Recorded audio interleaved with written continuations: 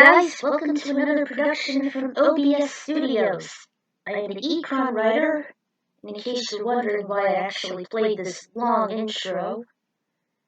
This is actually my first ever crossover with F-Zero GX in Yu-Gi-Oh!, known as Falcon's Followers.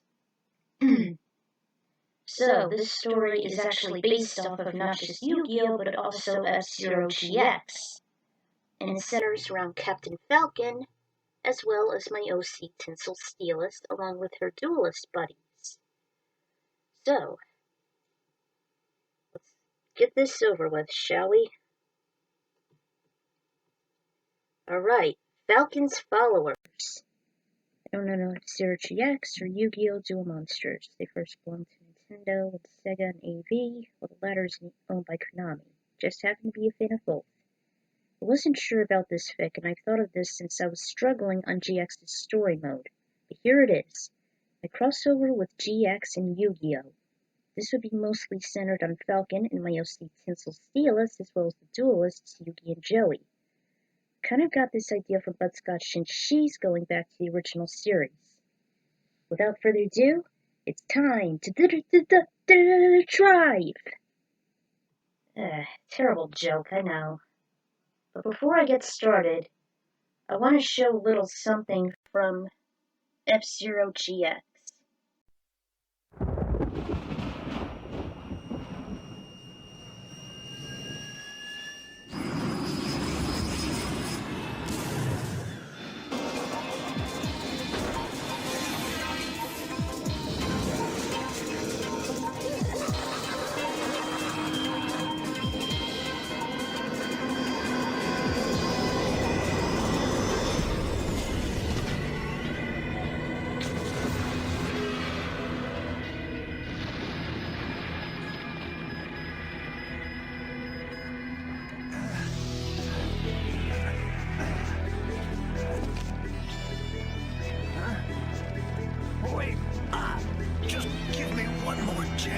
One more chance is all you get to win this F-Zero Grand Prix, or you know the price of failure.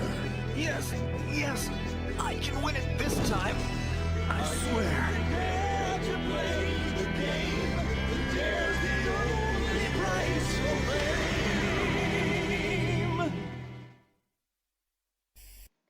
Believe it or not, this was actually the first time I saw this mysterious driver, as well as Black Shadow. I never played X, so this was definitely a first for me. Alright, let's get this started. Lap 1. Tinsel Steelist has kept hearing about the upcoming Grand Prix while still on hiatus, reverring her fears. She'd been this way for the past 13 years and had decided to tune upcoming attractions out, yet somehow the thrill of them turned her on. She eventually went back to her garage where it all ended. The Silver Comet was just collecting dust, yet it was intact from the accident she endured all these years prior. It was back in the first championship race, and she just won second place thanks to being outranked by the elitist Captain Falcon. She still qualified in the Night League and advanced to the Queen League, which is based off of the original F-Zero. She was able to conquer the courses until she reached the final challenge, the second track in Whiteland. Deep within the planet, Alcatraz was known for first-degree criminals to wind up in a permanent cold sleep. In other words, death, which was exactly what laid ahead of her. Final circuit began, and she was already struggling on the sharp curves and slipping on the ice. Tinsel was nearing a gap that was 50 feet in length, and lagging behind.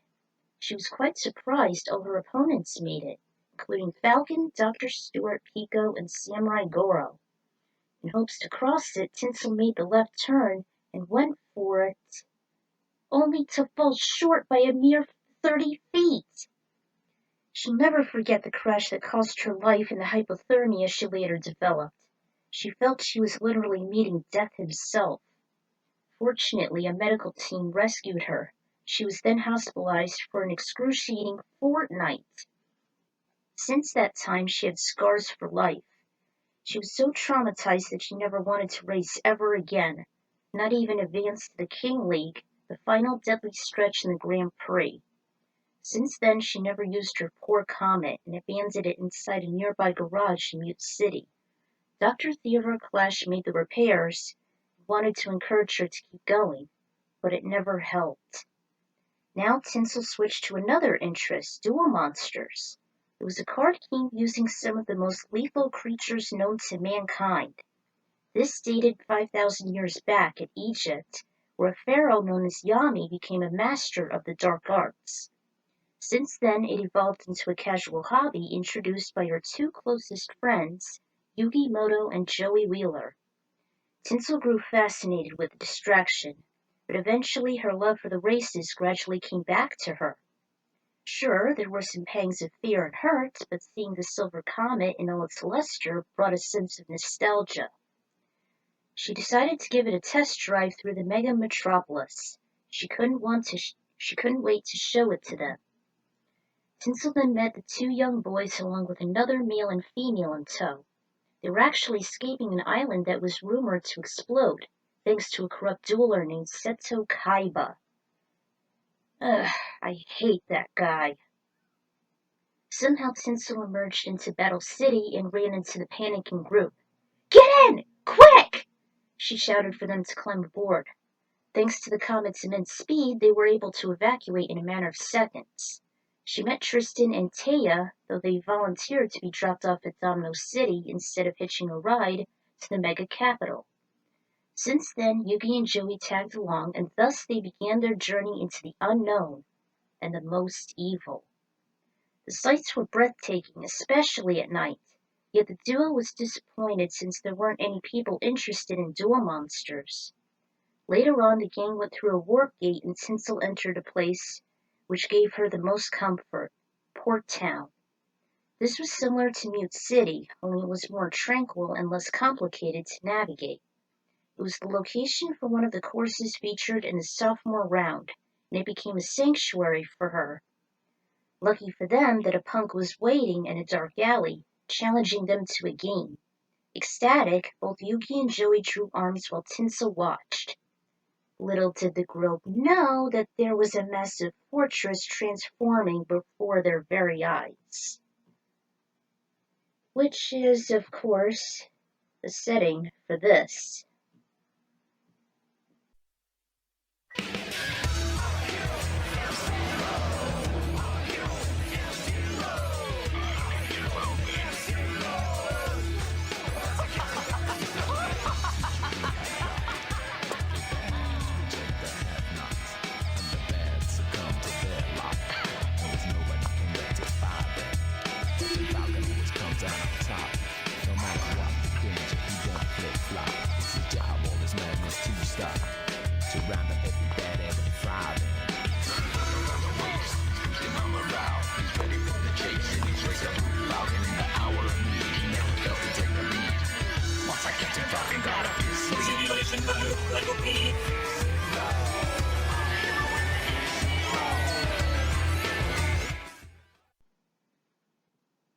Right. Very epic cutscene there. It was a wide curvy course littered with a rainbow pit area and a bunch of capsules. Neon hot pink guardrails gave it a dazzling outline. Only Tinsel observed the spectacle while her friends were busy with the street rat. She almost instantly recalled the cerulean machine racing across the track and collecting the capsules. Jeez Louise! Is that the Blue Falcon? He lives in Port Town? Boy, aren't we in for a treat. Unfortunately, she didn't want to disturb the duel, so she let them emerge victorious. As soon as the battle ended, after the hover car made 3 effortless laps, it was over. Craft returned inside the stadium, and the simulation reverted back to the dull structure it once was. The result had no rewards, just a big impression on Yugi and Joey's skills and teamwork.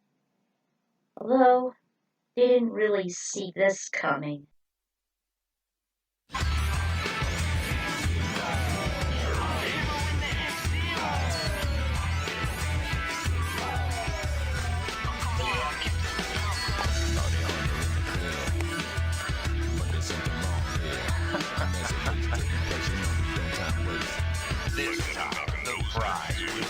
mine.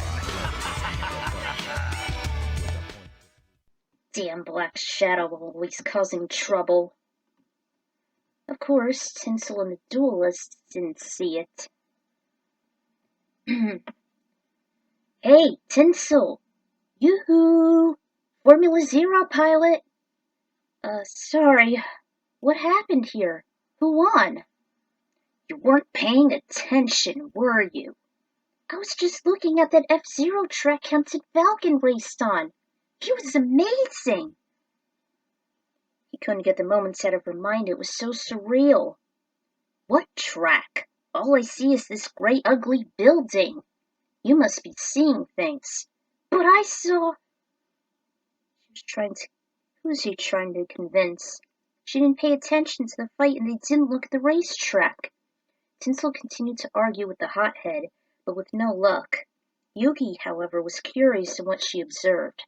They later discussed it at a hotel room, and she couldn't even sleep that night. She wondered where the bounty hunter's next location was going to be. When I was doing the first chapter, I used to think it was almost impossible. I was only able to complete it successfully on normal difficulty, and I later had this idea. At that time, I managed to find an old cassette tape featuring the Cars album Heartbeat City. The intro song was Hello Again, perfect song for the duel. At least those fragments I had so long ago.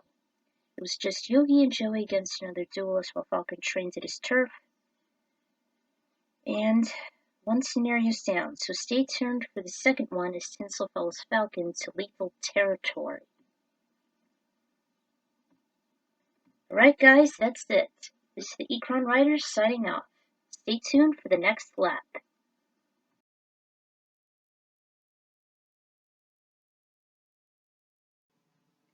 Welcome back to another lap of Falcon's followers. Last time, Tinsel, Yugi, and Joey have actually arrived in Port Town, and the duelists were lucky to find a street punk who challenged them to a duel, while Tinsel was fixated on Captain Falcon's training.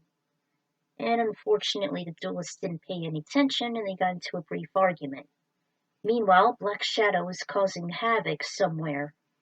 So, what will they find? Well, let's find out. Alright, lap 2. Now comes chapter 2, both in this fic and GX's plot. And this brought back some memories from the original F-Zero, in terms of Samurai Goro and his endless bitter rivalry with Falcon. As Tinsel, Yugi, and Joey were leaving the hotel room after a hearty breakfast, they immediately saw the Blue Falcon whiz past them. Hey! There's Captain Falcon! Yeah, wonder where he's going. Oh man, you were right about him after all, Tinsel. Let's see if we can follow him. I couldn't sleep while thinking about him. It's been over a decade since he was my own competitor. I wouldn't get in the way with Pico Goro, though. I'm not sure where Dr. Stewart is. So how about it, guys? You up for it? They were very enthralled with the futuristic racing. They'd never seen anything like it, even though it was outside their norm. The guys laid their hands on top of each other's and hers. I'm in! Since he was a huge fan of games, me too. And so the trio climbed into the Silver Comet and set out to the roads less paved and traveled. Through a workgate, they followed the hero and wound up at the middle of the desert. They all looked around at the open terrain as the intense heat and scorching sunlight greeted them. Where are we? According to the data, we should be in Red Canyon, at Planet Krypton. Red Canyon? I never heard of such a place.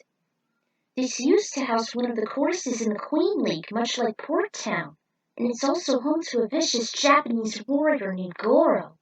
He's the head of a nefarious band of space pirates and Falcon's greatest rival. Pirates? What the hell is he doing here?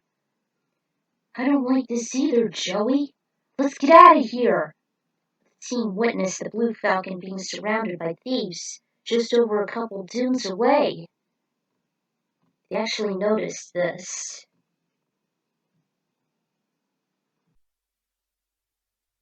You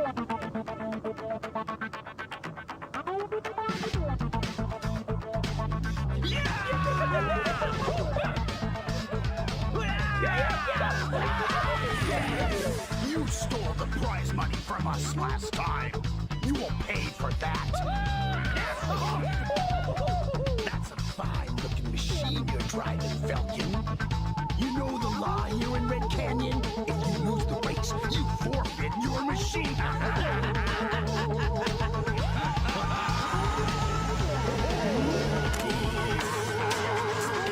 You can't back down now. The mighty Falcon can't back down from a challenge now, can he? Let's do it. All right then. The first one to that checkpoint over there is the winner. I can't lose in my fire stingray.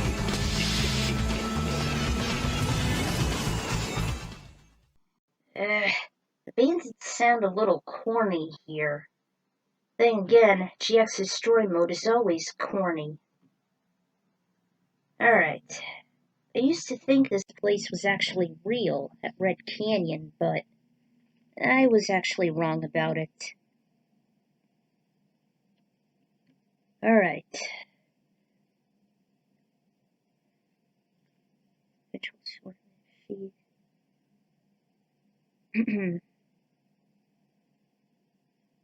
Checkered flag was lowered and the trio couldn't lose their sights on the duel they saw.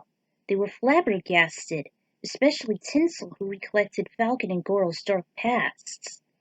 They were once partners belonging to the Internova police force, but things went awry as the two were getting more competitive. The bounty hunter defeated him in everything, from rising through the ranks to retrieving more bounties. Since then, they were at each other's throats, till Goro had an enormous criminal record. He was cast out and he made his living as a vicious killer. As a vicious killer and burglar renowned throughout the universe. Rivals at the F-Zero races was only the tip of the iceberg. The duelists and Tinsel saw the two duke it out on the uneven trail. Loads of rock were being pushed down the cliffs by Goro's gang. They managed to avoid almost every one. Some took damage, others were just mere obstacles. At times they were neck to neck, and the leads were traded, until a ginormous boulder nearly crushed Falcon like a huge boot squashing an ant. Luckily his booster saved him. It was just enough speed to get him to the finish line. The threesome couldn't help but cheer for his stunning victory. They were so absorbed that they didn't even notice Goro making a wrong turn and accidentally crashed into the precipice. Unusually, the Stingray was steaming. It was hardly possible since it was known to have high acceleration, but also insurmountable durability. And they witnessed this result.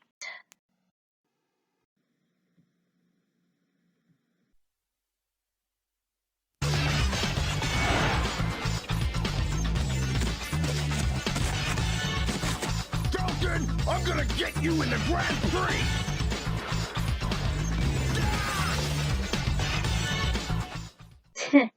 You wish, Goro. You wish.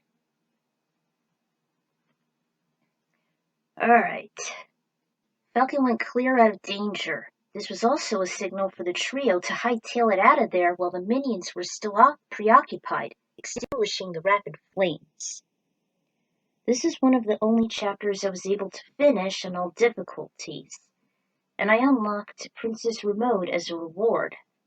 I wasn't very crazy about her nor the Spark Moon, but all I had to do was conserve my energy and boost like crazy at the last stretch, while still avoiding the numerous boulders.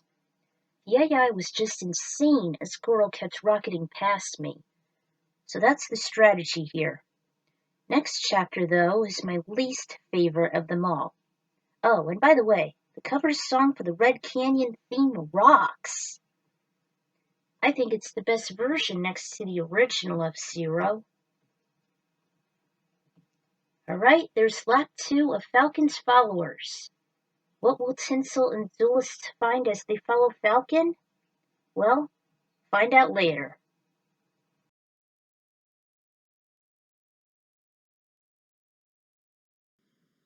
Hey guys, welcome back to Falcon's Followers. Last time, Tinsel and the Duelist wound up in Red Canyon as they were actually following Falcon, and they witnessed his duel with Samurai Goro, in which Falcon emerged victorious.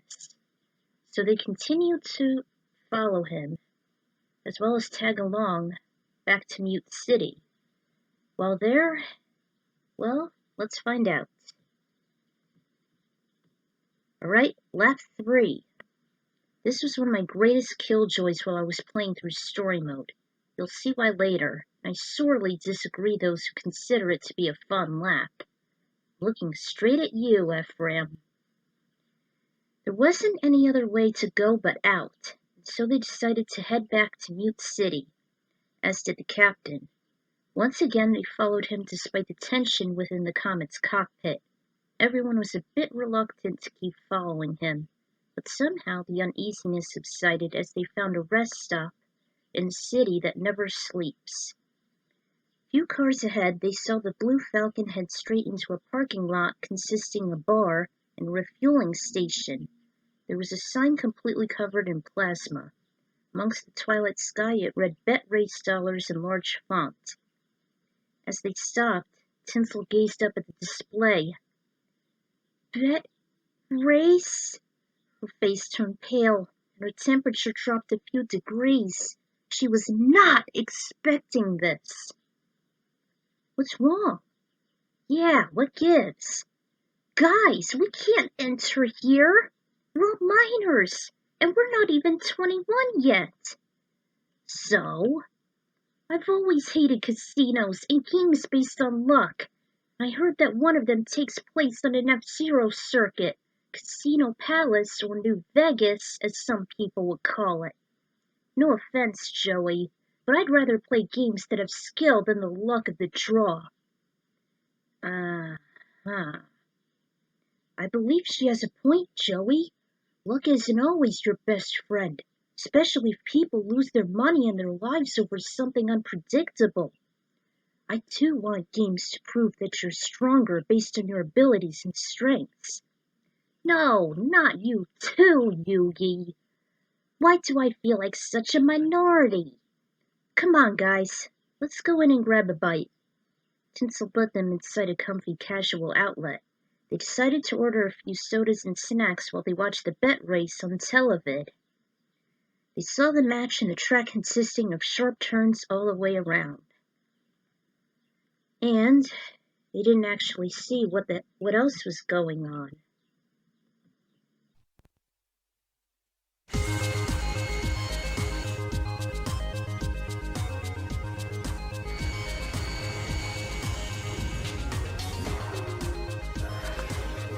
Hey, you!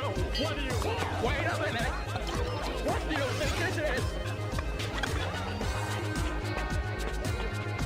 What a scam! That's a 2 million space credits! Ha!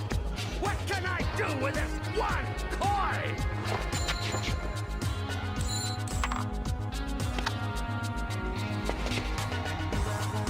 You're the famous Falcon. Please, I beg of you, enter the bet race. What? Wait. Please, consider it an old man's last request. Just calm down. We will shortly be closing registration for the next race. The next race is going to start. Hey, where do you think you're taking me? Wait.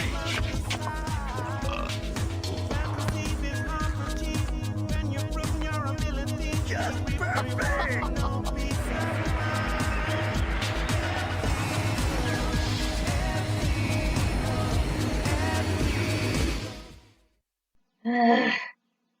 I don't like this chapter at all.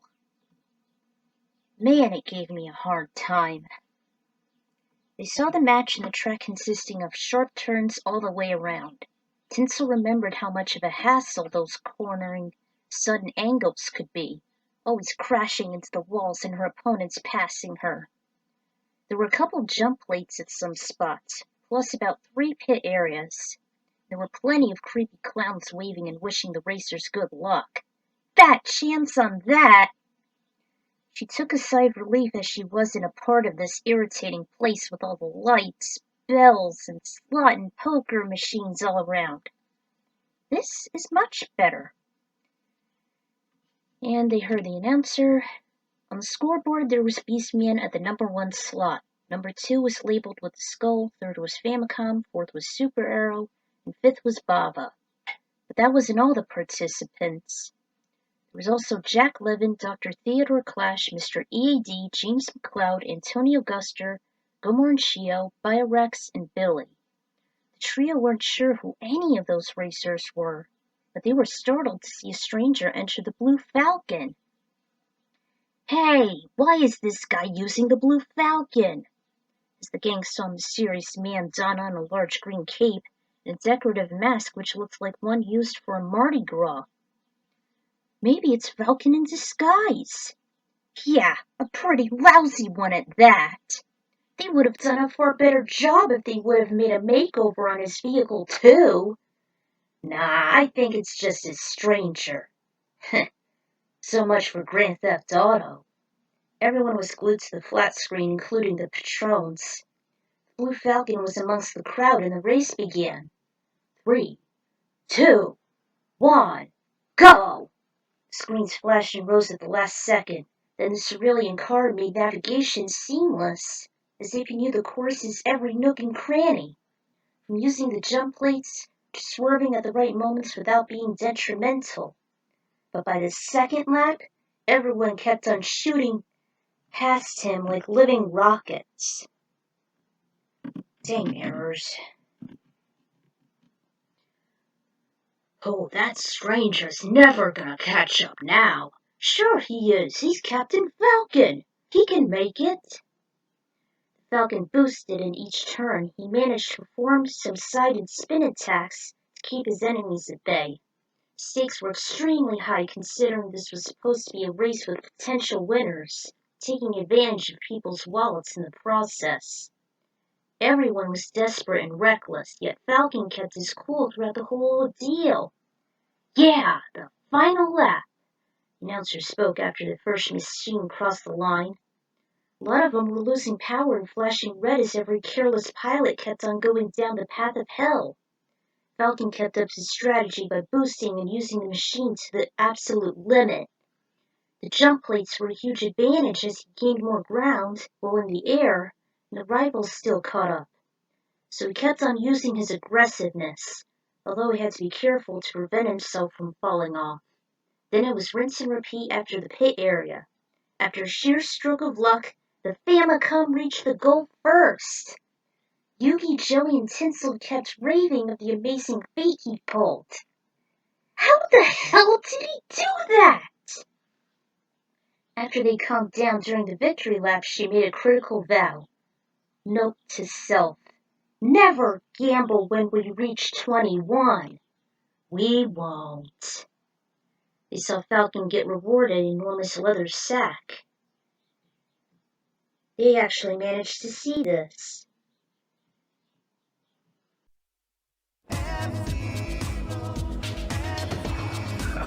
Here, this is your share. Once again, Black Shadow is running riot in the lightning area. All citizens are advised to evacuate immediately. We repeat, all citizens are advised to evacuate immediately. Although, at the time, I didn't know what lightning was. So with F-Zero GX, it was undoubtedly a first.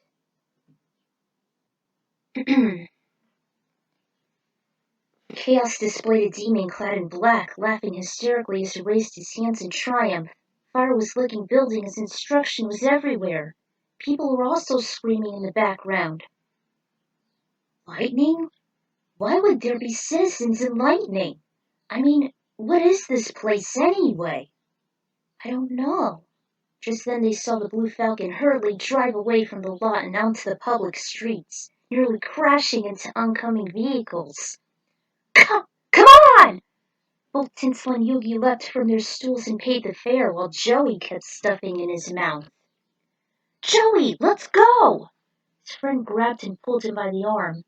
He almost fell off his seat while he was gathering his bearings. He was always known to have such a huge appetite, which is true.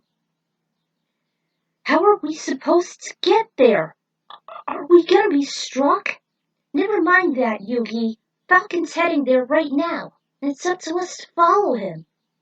They each hopped into the cockpit, and the comet sped away on I-195 like a jackrabbit on loads of caffeine.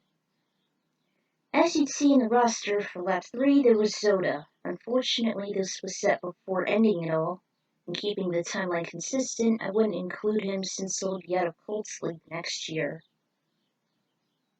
Actually, disregard that since this was a mistake, as he had caused a riot about 5 years prior. So I added in Biorex in his place. And of course, Falcon named Famicom was a reference to the old Japanese system similar to the NES, but was an add-on to the floppy disks. It's actually called the Family Disk System. Also, I was a minor then. I wasn't even 18 yet. But I did keep making a vow to myself that I'd never plan on gambling once I reached the legal age. Since then, I kept my word, except when I spent my 21st birthday at a casino. I didn't do very well in the games, but at least I didn't spend my life away, like most unwise consumers would do. I despise casinos and the Robert De Niro movie, and I load games based on luck. And I hate this damn chapter so friggin' much. I can't for the life of me recall how long it was until I got that bastard done right. Lousy rubber band AI. With all the resentment aside, this story would be more interesting as the duelists get a chance to shine. This would be the lesson that Tinsel would later use against the bloody chain.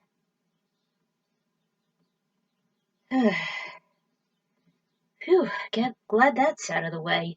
So, next time, I spoiled a little as the duelists will continue to follow Falcon along with Tinsel, and they're going to witness the bloody chain as they head to Lightning. What will they find?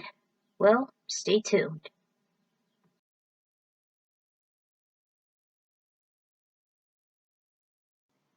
Welcome back to another lap of Falcon's followers. Last time, Tinsel and the duelists actually wound up in Mute City while following Falcon, while he takes a relaxation area and winds up in a bet race.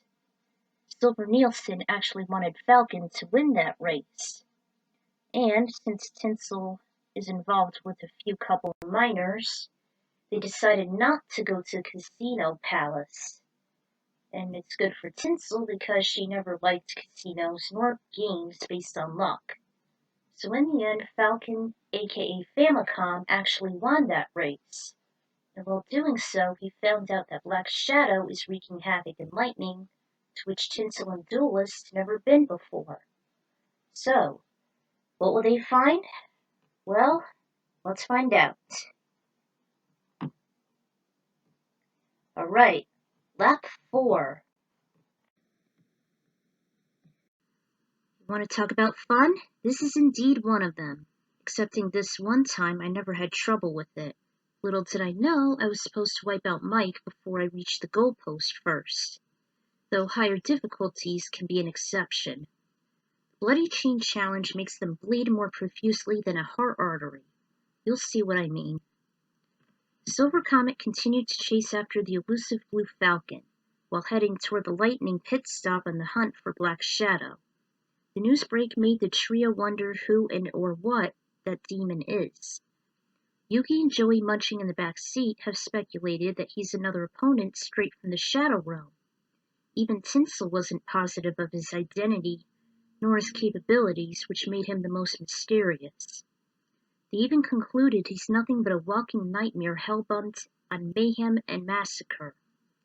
But their deep thoughts were interrupted by the incoming street gang while racing through the big blue highway. The entryway was dark, and the ambush was much of a surprise, as one of the colorless wild boars rammed into them, to which they had witnessed this. The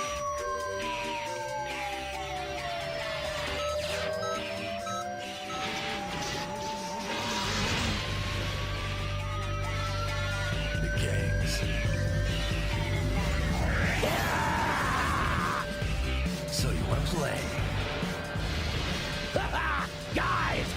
party's just starting.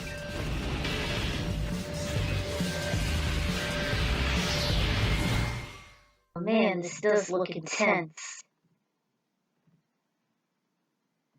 Alright.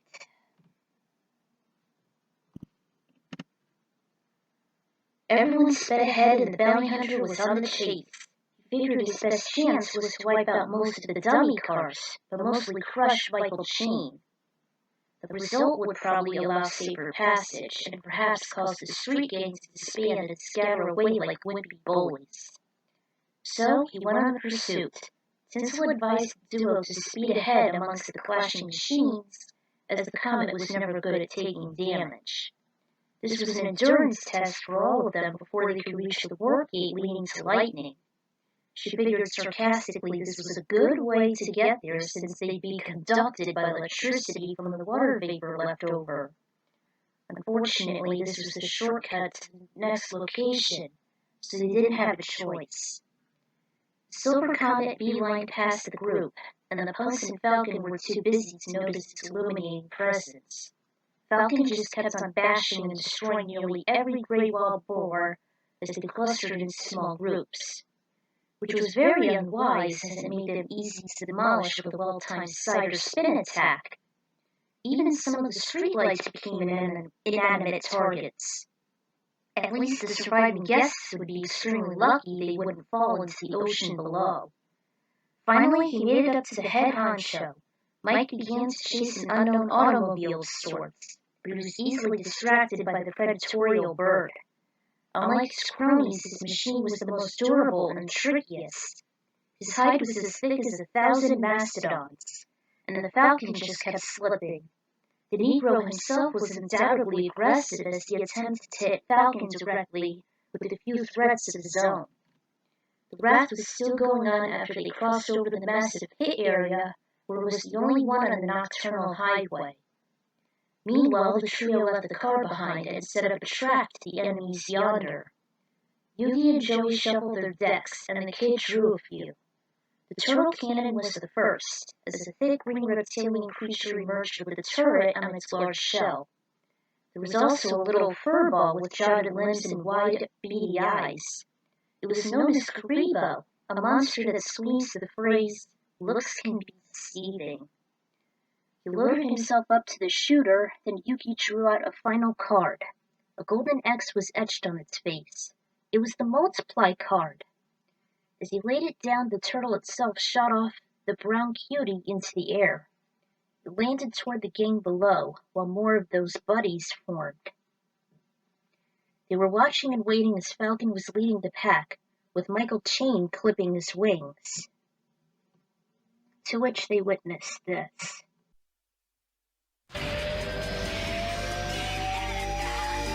Oh no! After Falcon! Don't lose him! Go! Go after it!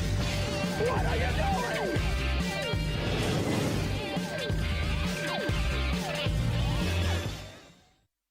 You know, I actually like Michael Chain voiced in GX rather than Dan Green.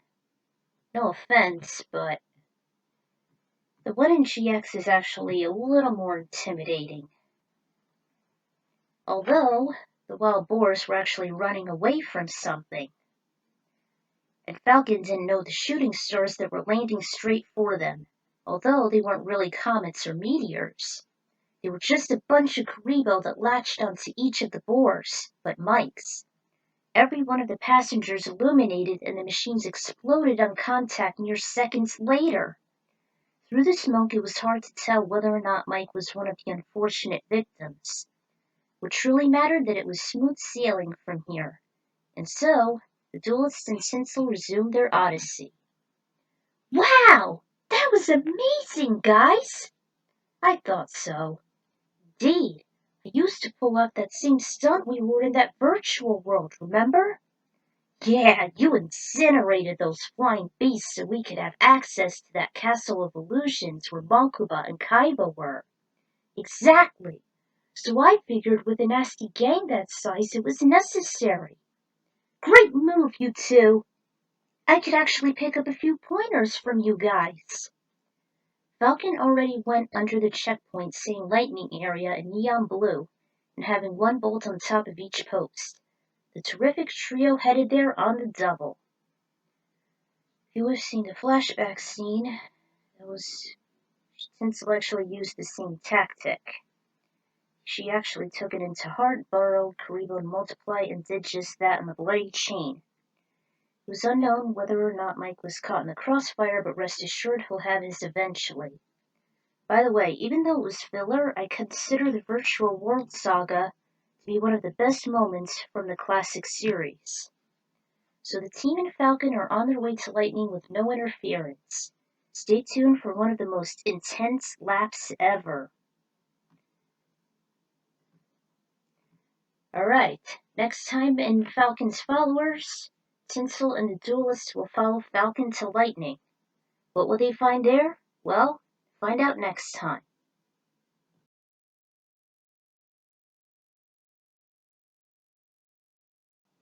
Welcome back to another lap of Falcon's Followers. Last time, Tinsel and the Duelists actually followed Falcon through the Big Blue Highway, in which a gang known as the Bloody Chain, led by Michael, has actually ambushed Falcon as well as the Duelists. And meanwhile, they whizzed past the conflict, and he used a few duel monsters of the round to obliterate them, which Falcon didn't actually notice. He just headed to Lightning, and the wild boars were being blown up by Karibo as well as multiplying them. So they head to Lightning. What will they find there? Let's find out, shall we? Alright, lap 5, also known as Save Jody. First thing, this was one of the chapters I never wanted to go back to. Chapter 3 was also one of those dreaded laps, and word to the wise, good freaking luck at trying to do it on very hard mode. So the team finally made it to Lightning. What will they find? Let's see. The first thing they noticed as soon as they entered Lightning was the stormy weather. The stratus clouds overhead were as dark and ominous as they could be, plus very sinister counting the endless thunderstorms this area was known to have. The only exception was there was no rain. The air was completely dry, and Tinsel and the Duelists could have sworn their hairs at the back of their necks stood up. Also, their eyes had to keep readjusting from the sun flashes as well. Luckily, the rumbles weren't too unbearable for their ears. Still, they couldn't help but wonder how people would be able to survive in a planet that's prone to an unstable atmosphere. Apparently, through research, this was once a lush, fertile planet, till the climate became a lightning zone due to intense air pollution, which constantly harms the ozone layer. They were lucky that there were some innovative companies who were capable of harnessing the harmful bolts and utilizing the electricity into generators, which can house up to 10 million gigawatts total. The output was so great that it was even enough to provide power to other neighboring planets. That sounded interesting. Tinsel, Yubi, and Joey were growing more nervous by the second, as they never wanted to get fried like Joey said. Still, we have to help Falcon and find Black Shadow. Loud clap greeted them, and they saw a passageway that was destroyed. And they actually saw this scene right here.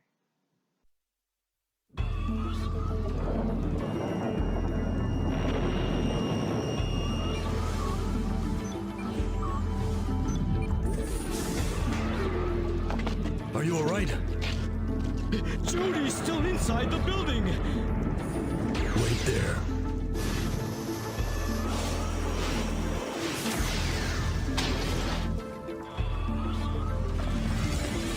Jody!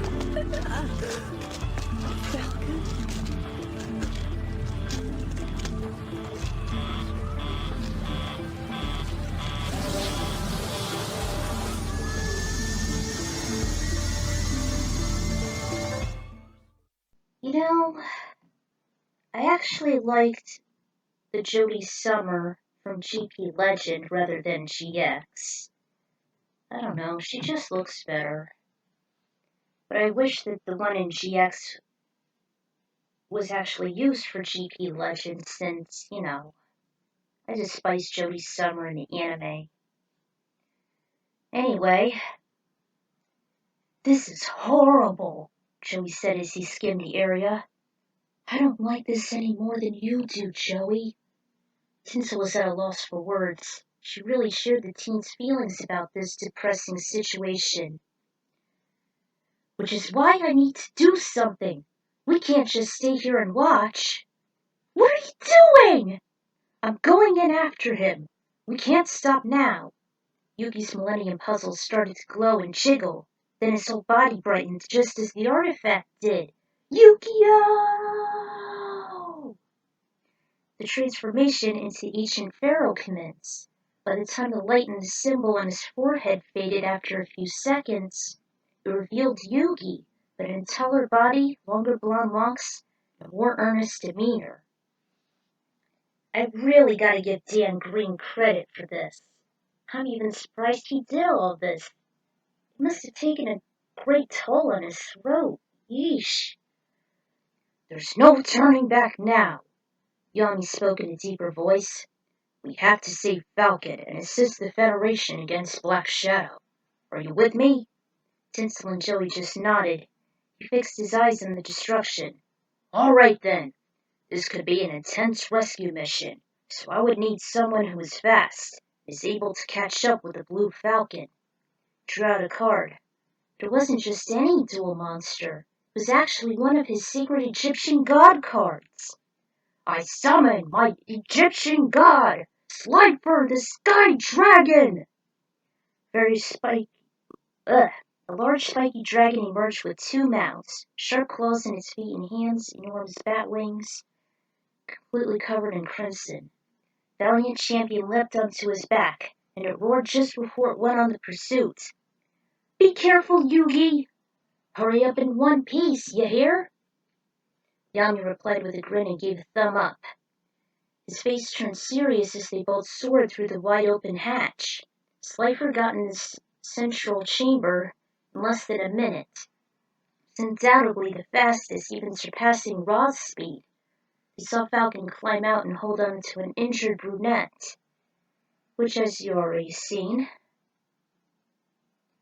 The Falcon turned from the main exhaust hatch, and then it took off with a blink of an eye. Yami and Slifer chased after them just as soon as an enormous rapid wall of flames was closing in for the kill. The Falcon reached up to speeds at around 2,000 kilometers an hour, but it was a cakewalk for the Red Serpent. There were green-blue orbs that littered the straight shaft, refilling Falcon's energy meter, if only by a fraction. Seriously, I wish it would have refilled more than that. It still kept on boosting while draining most of its stamina. On top of that, it was likely to decrease more of its energy if it should hit any of the tall pillars on the closing doors. Although they didn't shut completely, it was still a hassle when they only stopped just mere inches. They were all like that horizontally, vertically, and even diagonally. Slifer used its flamethrower to blow any roadblock to smithereens, sticking as close to the Blue Falcon as possible. The pilot was so absorbed on the escort that he hardly noticed the assistance. It was mostly a clear passage, although the closing apertures were slowing him down. The merciless wall of flames loomed closer and closer to the group as they went, until Falcon and Jody came across a ramp. Jody! Hang on to something! She obeyed as they reached onto some speed boosts. Unfortunately, like the other doors, even the one coming up was nearly closed shut. The gap was a grim chance for them to escape before the power plant should blow into space dust. It was no trouble for Slifer, but for Falcon at going at this accelerating speed? Falcon put the pedal to the metal, and he and Jody shut their eyes, bracing for death. Yami ducked and held on to Slifer for dear life, expecting the worst with the flames barely making contact with their tails.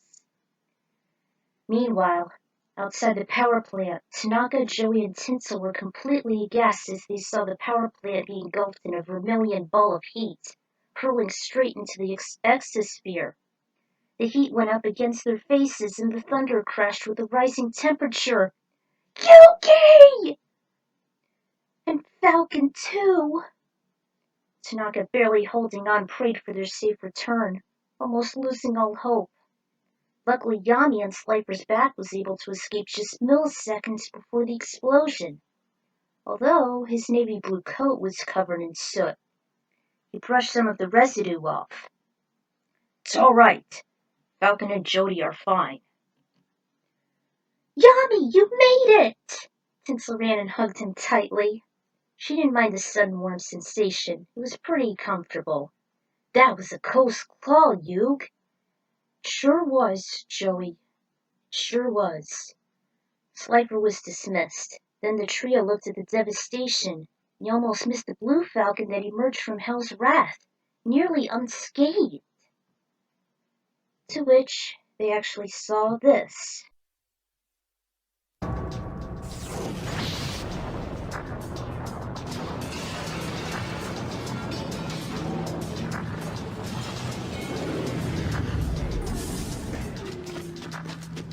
Jody!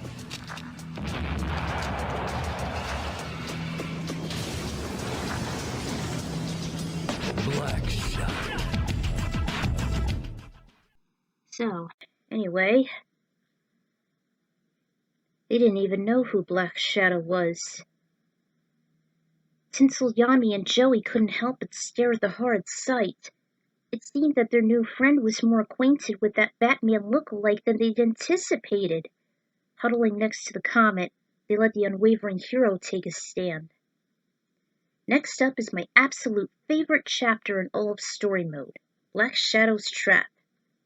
Something about this particular chapter just keeps me motivated and interested, especially for what's ahead. Falcon steps up to the plate, as he'll deal with the heartless abomination. Who is he? Why is he at Lightning causing all this chaos? Well, find out next time.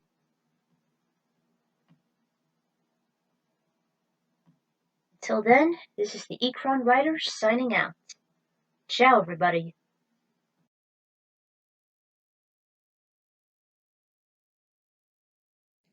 Hey guys, welcome back to another lap of Falcon's followers. Last time, Tinsel and the Duelist wound up in Lightning as they followed Falcon, while he rescues Jody from exploding power plant, in which Yugi actually transformed into Yami and volunteered to assist the rescue mission with his own Egyptian god card, Slifer the Sky Dragon. They were pretty successful, and Falcon didn't even notice it. So they saved Jody, and Falcon noticed that Black Shadow was up to his old tricks, which is actually new to Tinsel and the Duelists. So, let's get this started. This is undoubtedly one of my favorite chapters. Actually, my all-time favorite chapter. If you've seen the movie Speed, then you should already know the concept. In fact, I have watched Speed when I was little, but I've only seen the bus scenes, not the whole movie. Not until around 2006, that was when I got to Keanu Reeves, and it was surely a blast. Although the sequel should be highly avoided. Lousy replacement. Alright, lap 6, aka Black Shadow's Trap. Anyway, this chapter was fun to play. I hate errors. Give me a moment, guys. So, anyway, this chapter was fun to play. I was able to complete it on all difficulties, and I was also able to unlock Tagoro. So let the menace begin. Tinsel and the Duelist saw Falcon approach the demon known as Black Shadow. He was 20 feet away from where he stood, as well as his own machine, whatever that was. It was also pretty dark and almost horrifying with the dim lights and the continuous thunderstorms. They huddled together and hid beside the comet, in which they noticed this event. Falcon, you've come to die. I needn't have wasted time looking for you then. Let's settle this at the Grand Prix. Not like this. It's the coward's way. The coward's way? You make it sound so noble. I just plan to eliminate anyone who stands between me and the prize. Simple as that. Falcon, take this! Ah! What are you doing? Come out, Blood Falcon. Are you ready? Yeah, I'm ready. Farewell, Captain Falcon. You and Blue Falcon can die together.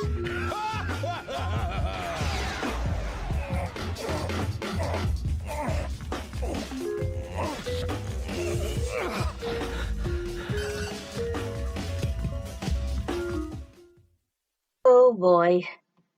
Things are really starting to go down. This is undoubtedly my favorite chapter, no doubt. Hey, not to mention it's been seen in a flashback many times. You'll see why. And this was actually the first time I saw Blood Falcon. And no, I am not counting the color swaps in Smash Bros. They don't count. Alright. Alright, here we go. After them! Tinsel said. She wasted not a single millisecond as the gang scrambled in the Comet's cockpit. With no time to spare, they chased after the Blue Falcon again, never caring whether or not the two evildoers would notice them. It was only a matter of seconds before they realized Joey wasn't with them. Yami scrounged through the back seat. Joey? Joey! He faced the pilot. He's not here. What? Where is he? Meanwhile, the elusive pilot barely had enough endurance to break apart the bonds. Which, as you already saw, it also read that his speedometer should drop below 800 kilometers an hour. Falcon's adrenaline went up, never wanting to know what would happen to him nor his precious craft. However, his life was more important, and he snapped back to reality as he avoided the obstacles in his way. First was a dash plate, which was good, knowing he's in the safe zone. Then there were a small handful of cars. He blasted his headlights, and the cars scurried aside. Plus, there were a few sharp turns in which he drifted through. Beside the Comet, Tinsel and Yami noticed their friend riding on a duel monster. It was a gigantic black dragon with sharp claws, which, as you all know, is Joey's most favorite monster, as well as the most famous, the Red Eyes Black Dragon, the dark incarnate of Blue Eyes White Dragon. Joey! What are you doing? Get back inside right now! It's too dangerous! No way! I'm not gonna let these evil bastards win. For crying out loud, we need him. He's the Grand Prix champion, and he's the one who may know who we're dealing with. He needs our help. Just make sure you don't get struck. I won't. Maybe crazy, but at least they can admire his great courage. I'm gonna try and dismantle the bomb. Be careful, Joey. Don't get blown into bits too. Relax, Hugh. I know what I'm doing. I hope. As Falcon was driving vigilantly through the obstacle course of hell, Joey and his Red Eyes attempted to lift the speed-sensitive bomb off. His claws dug in as much as they could, but the sudden sharp turns and the collisions made it easy to slip up. As their ally bumped into a wall, Joey was so nervous he'd explode with him on top of it. But he never gave up.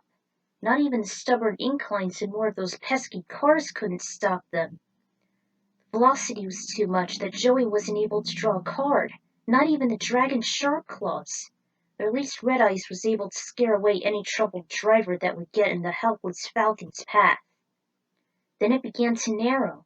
Thankfully, there was a speed booster, but that was only a brief respite as they came across a few dirt areas, slowing down the captor. With his quick thinking, Falcon used his booster and increased and maintained the speed limit above 800 kilometers. Whenever he was several centimeters close, the rotating bomb on the roof turned red, ready to burst. Fortunately, Falcon was smart and foolish enough to prevent it.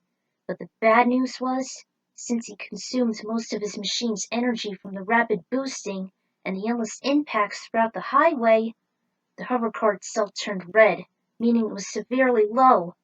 This put Joey in a state of panic. "Oh, come on! Hang in there, Falcon!" He was so worried that he forced his red eyes to dig into his talons deeper, which resulted in a few cracked nails. The dragon was just as wound up as ever as it used all its body weight to detach the bomb. The serpent and his rider were going weary and dizzy from the constant movement. Then there was a deep incline leaning toward the left. Falcon tapped another guardrail, disabling the dragon's hold, and Red Eyes wasn't able to land on it due to its weak claws, with the Blue Falcon speeding away from them. And just what they saw overhead was...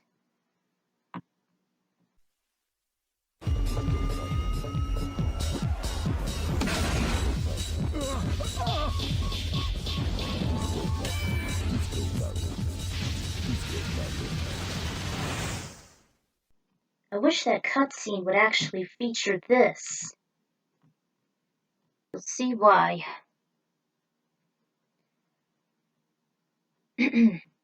Joey observed the problem. "Balanced it, Red Eyes!" It obeyed instantaneously as it soared beneath the Falcon and used its curved head to lift it toward the hook. It was conveniently placed, and the height was barely enough, by a few inches. It made contact, and the bomb was finally separated. The Falcon made it safely to the other side, but Joey and his monster were all washed up as the bomb exploded in the river several feet below. By the time it was clear, the comet jumped over the gap, which wasn't as long as the pilot anticipated. It immediately stopped as soon as it landed, and she and Yami emerged. They looked around for their missing comrade. The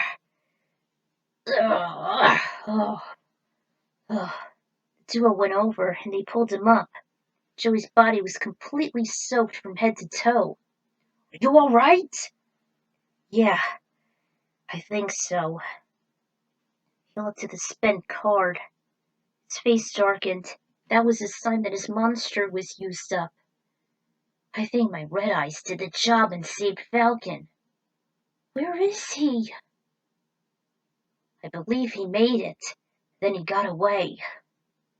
He escorted him back into the comet, but the sudden flash and crash made them startle. "Ah! Let's get out of here!" "I told you we'd turn into lightning rods." The trio headed through a straightaway, then a warp gate, not knowing where their compatriot and idol had ended up. "Oh, what a day!" They settled in the outskirts of Mute City. "This has been one disaster after another. I don't think we should follow Falcon anymore. It's just far too much." Yugi and Joey felt the same, exasperated and wound up, especially trying to comprehend the champion's greatest adversary and his evil twin. Everyone was put on edge.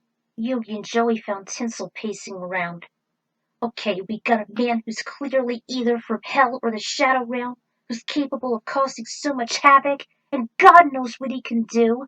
And then there's a guy whose far as I can tell is Captain Falcon's doppelganger. I mean, how are we supposed to survive with these bastards roaming around? What is going on here? Who is this guy?" "Let's just take this one at a time. We need to analyze this so we can know who we're up against." "I knew he's from the Shadow Realm. I'm surprised we never saw him in Battle City with Merrick. He could be another duelist for all we know. Well, I'm ready for him." Drew out a card. "No, he isn't." Everyone turned toward the baritone voice that came from behind. "Captain Falcon!" As soon as everyone caught their breaths, Tinsel stepped forward. Look, I'm sorry we've been following you. We didn't mean to be a bunch of stalkers. We were just curious. We tried to save you from Black Shadow's plans on killing you. Yeah, wouldn't want him to let him have his way. Yugi and I aren't racers, but we've heard a lot about you. He took out a hand to shake. The Falcon shook it in a coy manner. I guess curiosity does kill the cat. We really want to apologize. Don't. I'm actually glad you saved my life. So you were all the ones who were lifting the speed-sensitive bomb and escorting me and Jody out of the exploding power plant. Yeah, we were. So who is this Black Shadow? And that clone we saw back there? Do you know these guys? As a matter of fact, I do. Come, I'll explain along the way. We'd better hurry if we're going to enter the Grand Prix in a couple hours. Grand Prix? Oh my gosh! There was supposed to be another race? I've been turning out the races for so long, it was like child's play. I didn't even know. The F-Zero Grand Prix is tonight? Falcon gave her a quick examination with just a keen sight. Are you Tinsel Steelus? Yes, I am. Her strong hand on her shoulder. We have much to discuss. You're welcome to bring your friends along. Sure. They stopped by the racing grounds where the competition will be held. They only had about a half hour to spare. The trio introduced themselves to Falcon. He did the same, although it was strange as he never heard of duel monsters before. He was pretty amazed at how they got his death averted all those times were just phenomenal. Yuki also told him about Yami's spirit within the Millennium Puzzle, how he was able to change forms. The bounty hunter had never seen anything like it on all his travels. Nevertheless, there was still one more vital detail he had to tell him. You've missed out so much, Tinsel. It's astonishing how you were able to survive after that incident at Whiteland. It's like you came back from the dead somewhat. I suppose it would have been quite a shock for you. Yes, it was. I never wanted to race after that. I was so traumatized that I never wanted to use the Silver Comet again. Until recently, about 13 years. Even though I lost, I was still qualified for the final challenge, the King League. But I refused. I understand, but you must know something. There was also an incident within the last race. Have you ever been to Firefield? No, I don't think I have. Wait, what incident? Trio was anxious to know what they'd missed. Tinsel felt guilty for abandoning the races when she should have participated. There was this event known as the horrific Grand Finale. About 8 years ago, it was located deep within the bowels of a planet that was said to house the best minerals in the galaxy. Then, some greedy drilling companies hit the nerve of a volcano, causing the entire world to be flooded by magma. They went into bankruptcy and joined the F-Zero Committee for funding reasons. So far, the location was used twice as one of the most fatal circuits in the universe, hence the name Firefield. And then there was the finale. Falcon stated that before F-Zero X tournaments, there was a 7-year suspension of Grand Prix races due to the horrific Grand Finale. It was a violent and fiery accident that incinerated 14 drivers to death, including Sterling Levon, now known as the Skull during the old days of F-Zero.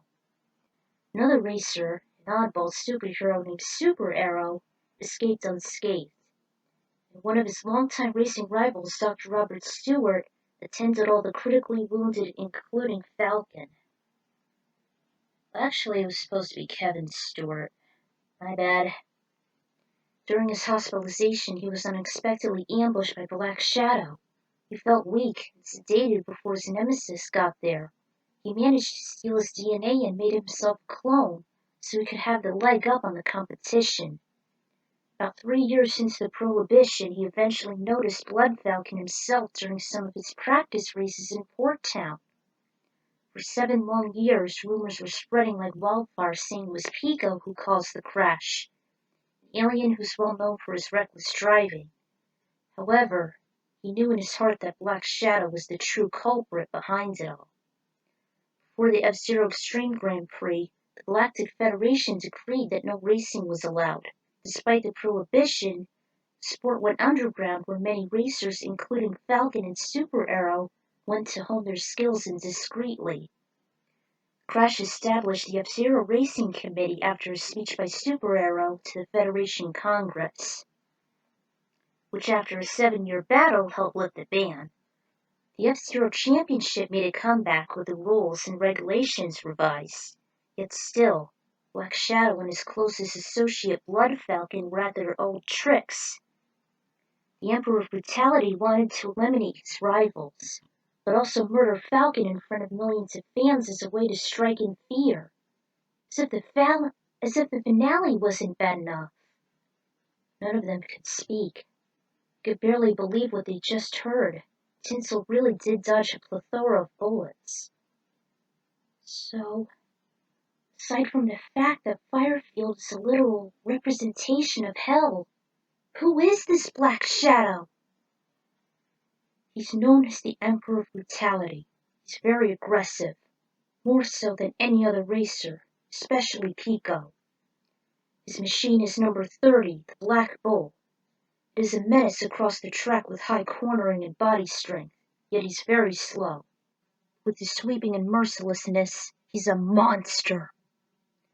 Blood Falcon's hardly any different. He doesn't have the same mechanics as my Blue Falcon, but he's close. The Hellhawk is incredibly fast and strong, though its grip needs improvement. We should use these features for our advantage. The Black Bull's lack of speed and the Hellhawk's poor grip. This should be quite a difficult challenge. Of course, which is why I need your help, Tinsel. Falcon, I haven't practiced in 13 years. I'm not sure I can do it. It's been so long, but I've seen you race before. You did well when you won second during the Night League. You may be a novice, but I'm confident you'll make it through, especially since you survived in Lightland. How about I just take on Blood Falcon while you deal with Black Shadow? You seem to know him better than I do. Sounds good. What are the rest of us supposed to do? I guess you two can stand by and prepare your monsters and your track cards, just in case if Black Shadow were to cause another accident. Alright, that's a great idea. I managed to save a couple spots for you two in the front bleachers. You should be fine. Thanks, Falcon. Yug and I would love to hammer these guys if we can. Attention all pilots! The Mute City race will begin very shortly. Return to your vehicles immediately. I guess we should go. Don't worry, Tinsel. You're with the unstoppable Grand Prix champion. I'm sure the both of you can win this. Be careful, you two. Be careful, you two. Thanks, and good luck, guys. The two pilots grinned and gave them a salute. As Mr. Zero proceeded to point out every opponent, everyone was accounted for. Falcon and Tinsel were prepared to face their toughest challenge yet. This was actually the first time I've ever heard or even encountered Black Shadow. Never played X, so I had no idea what to expect. Even I was put on edge and curious who and what Black Shadow and Blood Falcon were. Then I read up on the horrific accident which the game didn't really explain much. Little did I know it was copy-paste from X's profiles. For the longest time I really thought it took place during the events in X, not Firefield from the original. Then I learned a bit more about Black Shadow from GP Legend as I met Dark Million. I was really fascinated by this guy and still don't understand why no one, and I mean no one, has ever mentioned him on their favorite villains lists on YouTube. Why not? Well, at least Captain Falcon was able to fit the pieces of the puzzle together. Now it's off to the nefarious F-Zero Grand Prix. This is gonna be good. Until then, this is the Ecron Writers signing out. I am not looking forward to this.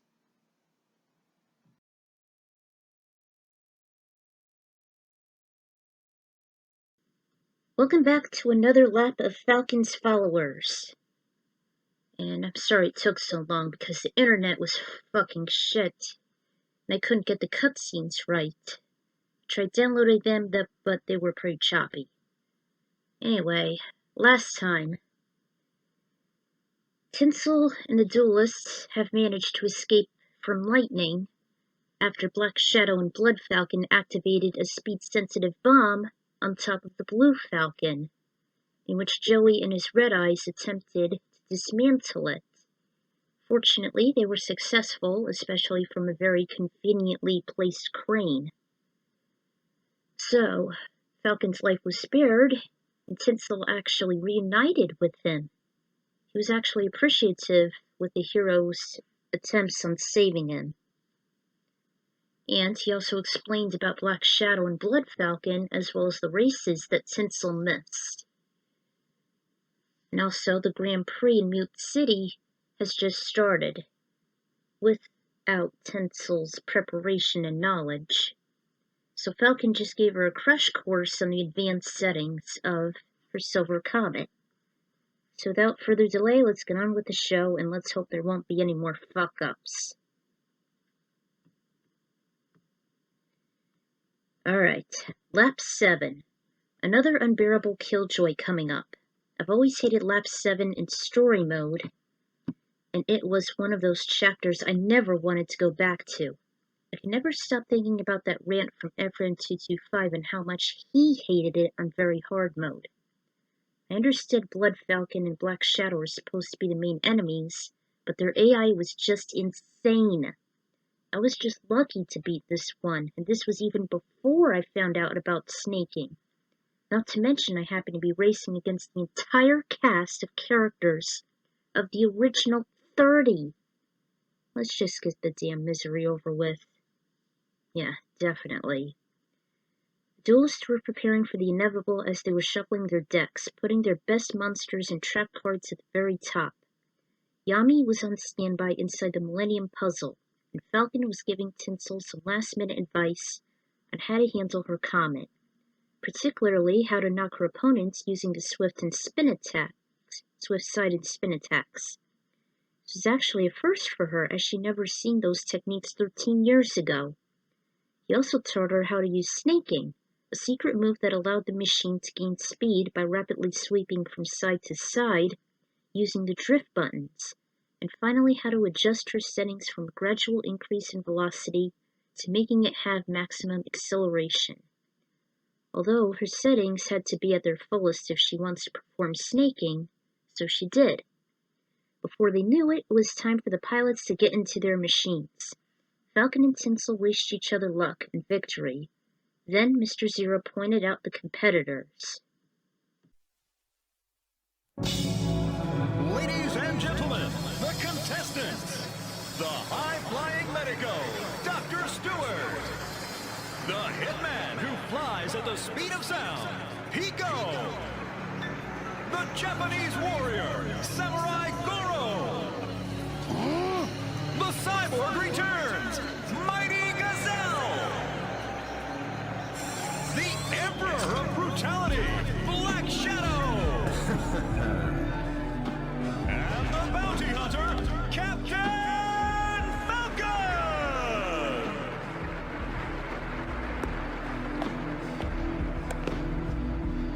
Well, still alive it seems, but I won't miss this chance to make mincemeat of you.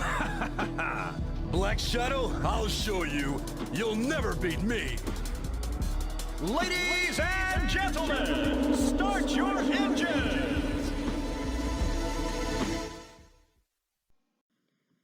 Believe it or not, the cutscene was kinda accurate, because Black Shadow would actually be right behind you when you start that race. Although, the announcer never mentioned Tinsel. The newbie back with a vengeance! Tinsel Steelers! She raised her arms in triumph as the announcer introduced her. There was very little greeting, and she wondered that her reputation was really that minute. And finally, much to the evil being's dismay, there was Captain Falcon. The rockets ignited, and according to the roster, there was also the Cape Crusader, Super Arrow, his wife Mrs. Arrow, the renowned animal hunter Beastman, the muscular man who didn't explode by the Karibo, Michael Chain, the pilot in the both F-Zero as well as fighter jets, James McLeod, John Tanaka fresh from his injuries, a pink giant known as Drac, his delivery partner Roger Buster, Sterling Levon aka the Skull, and the black songstress Kate Allen.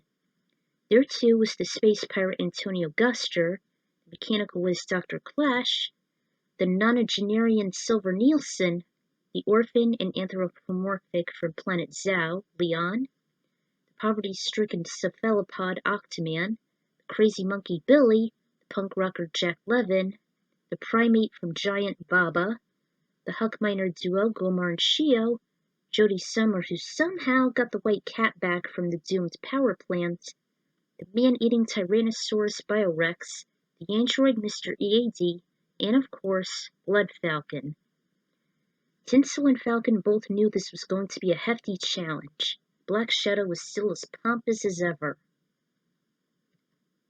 3, 2, 1, go!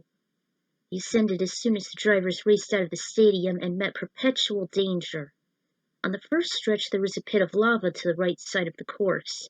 Then after a left curve there was some ice to the left and no guardrails next to it. Tinsel and Falcon had to be extra wary to prevent from falling off. Then there was a jump and more pits of lava met the racers. They had to be careful as the hot oozing lava was able to drain the energy meters rapidly. They could also feel the heat beneath them as their machines made contact. After a left curve, the road narrowed, then widened for the next left turn.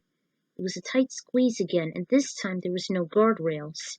In addition, there was also a dash plate. At a slight right-hand curve, there was a risky speed boost followed by even more lava. Tinsel and Falcon grew a bit agitated, thinking the entire course had been crapped on by some inept sleeping volcano god.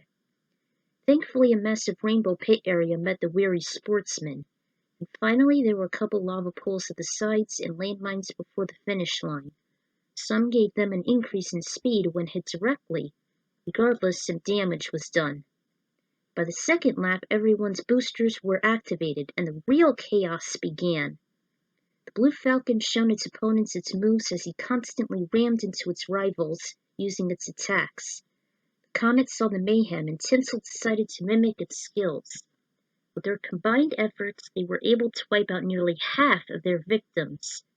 The worst part was that somehow during the melee, the Hellhawk and the Black Bolt took the lead, and snaking was always risky for her, especially when there were so many obstacles in her way, or if there was a lack of guardrails.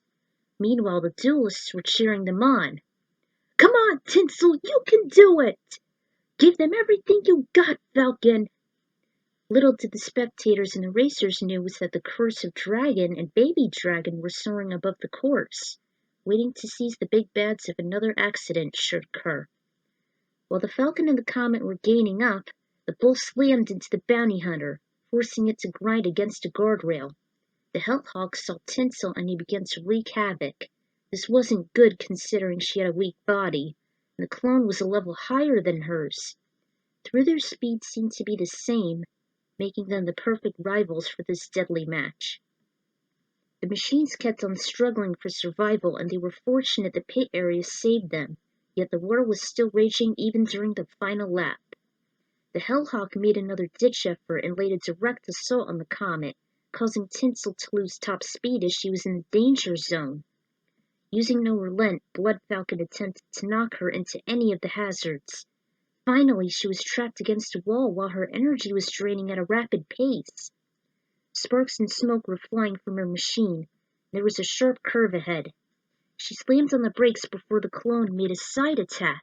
It did give him a lead, but the sudden escape was nearly too much for him. The Hellhawk went out of control as it lost friction, due to its grip, which was at the failing level. Tinsel was able to pass him while he fell toward the back of the pack. However, she still had to exercise extreme caution as her stamina was so low. On the front, Falcon and Black Shadow were still at each other's throats, and while the Falcon was technically faster than the Bull, its cornering and strength were still inferior. The Nemesis attempted to eliminate him by either sending him into a lava pool or falling off, but it managed to stay on track, just barely. The comet eventually caught up toward the free-for-all and wanted to distract the demon. Thankfully, the pit area was available, but the last stretch was just ahead. Since the comet was the lightest out of the bunch, she boosted and immediately got in front of the madman. He was furious that she was letting Captain Falcon steal the victory away from him, just as he did numerous times before. So, in a desperate attempt, he clipped her at the side, making Tinsel spin out. She lost control as she was spiraling a circumference per second, yet she was still ahead of him. Somehow she executed a spin attack while her machine was at its last legs, causing even the most destructive machine to crash.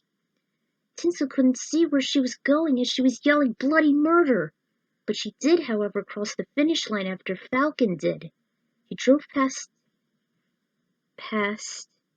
the accident just before she hit the left side of the track. The unbeatable champion emerged in first once again.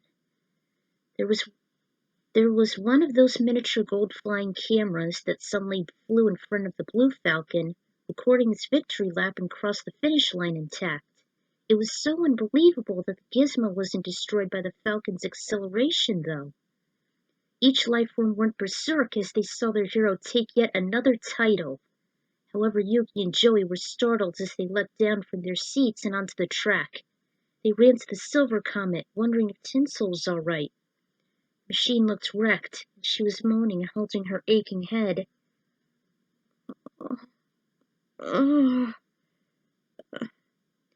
Tinsel! Are you okay? I think so. I think I won second again. Her head was swimming. The tall guy offered to lend her a hand. Then he hoisted her up and out of the total cockpit. Bounty Hunter checked the damage. Is she all right? Yeah, Falcon. She's just a little banged up. She'll live. She gave a weak smile as Falcon nodded him his approval. Then he marched toward the winner's circle. To which they saw this.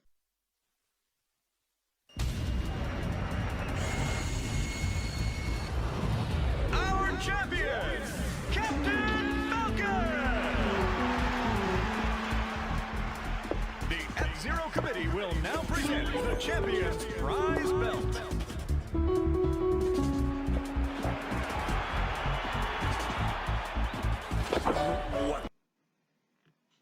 Before I continue, though, there is something else in mind. Something else actually happened. The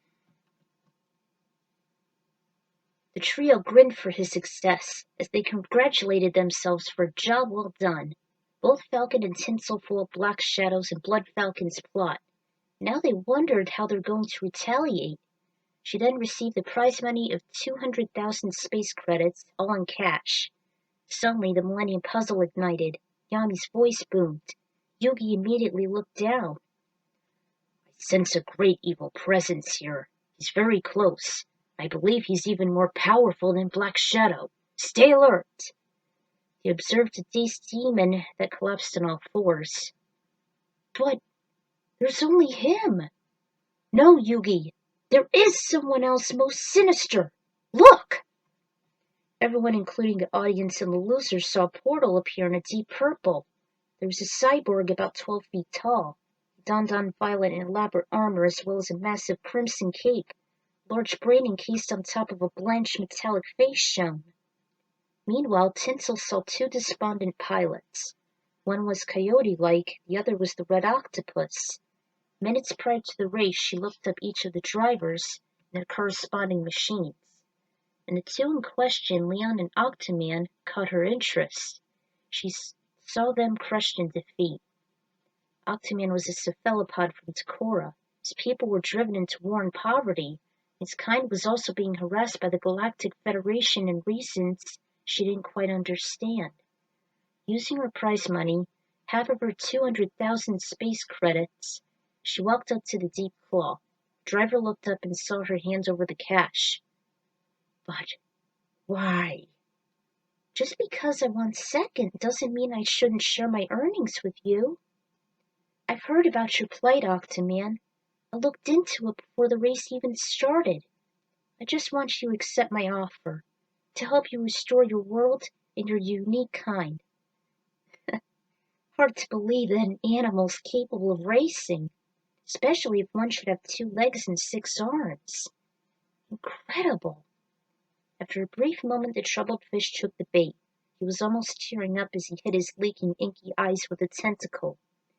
Thank you. I can't tell you how much this means to me. Soon she went toward Leon before a space angler. Hey! Oh, hi, son. Look, I gotta make this quick, but I want to make an offering to you. I've heard your homeworld is in great poverty right now.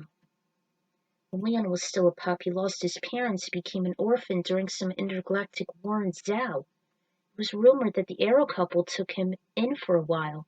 The dog was determined to enter the X race, much like the aforementioned Octoman. He hopes to restore funding to his planet and help the kids in need. He was the head of an orphanage and a supporter to many youngsters. Alas, he wasn't successful. So instead, Tinsel offered her remaining share to him. Leon's face beamed with happiness. Tinsel, this really means a lot to me. I'd be more than happy to use this for the kids. That's all that matters. Thank you. He licked her face like any other tame canine. Then they both saw the chaos simultaneously. To which they saw this.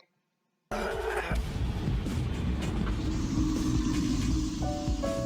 Shadow, you failed again. You good for nothing.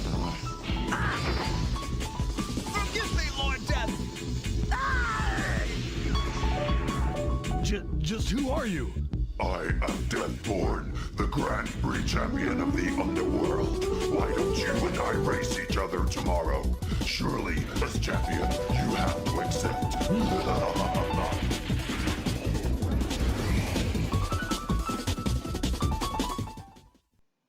Oh, man.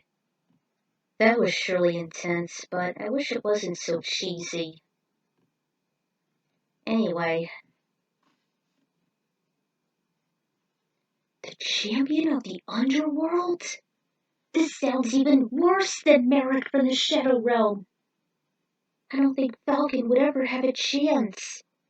She was in complete fear and doubt as she treaded back, her feet almost dragging the asphalt. She even wondered how would she get back to a hotel and settle for the night before they head back to Domino City. They were all so occupied that they hardly noticed Falcon. Tinsel! Duelists! Everyone turned their attention. I must defeat Deathborn tomorrow. There isn't much time to prepare for his challenge. I hardly know him. Except the Galaxy Police pieced together that he was the true culprit of the horrific accident. Three of them gasped and muttered to themselves. Does that mean you'll have to face him alone? Yes, I'm afraid so. Why don't you three stay at my stronghold in Port Town? I'll tow the Comet to the repair shop where Dr. Clash runs his business. You're more than welcome, and you must stay there until I get back from this death race. In case Blood Falcon should take advantage of the situation. Blood Falcon? They had not an iota he could have his way against his original.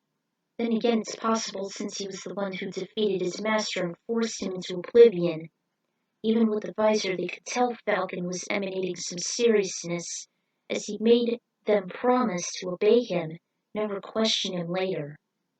Tense atmosphere managed to lighten a little as Falcon and the duelists complimented Tinsel and how she was willing to share profits to help the less fortunate. She actually wished to see them again someday, so the next Grand Prix should begin. Frankly, from this point on, she'd welcome the event with open arms, reviving her career as an F-Zero racer.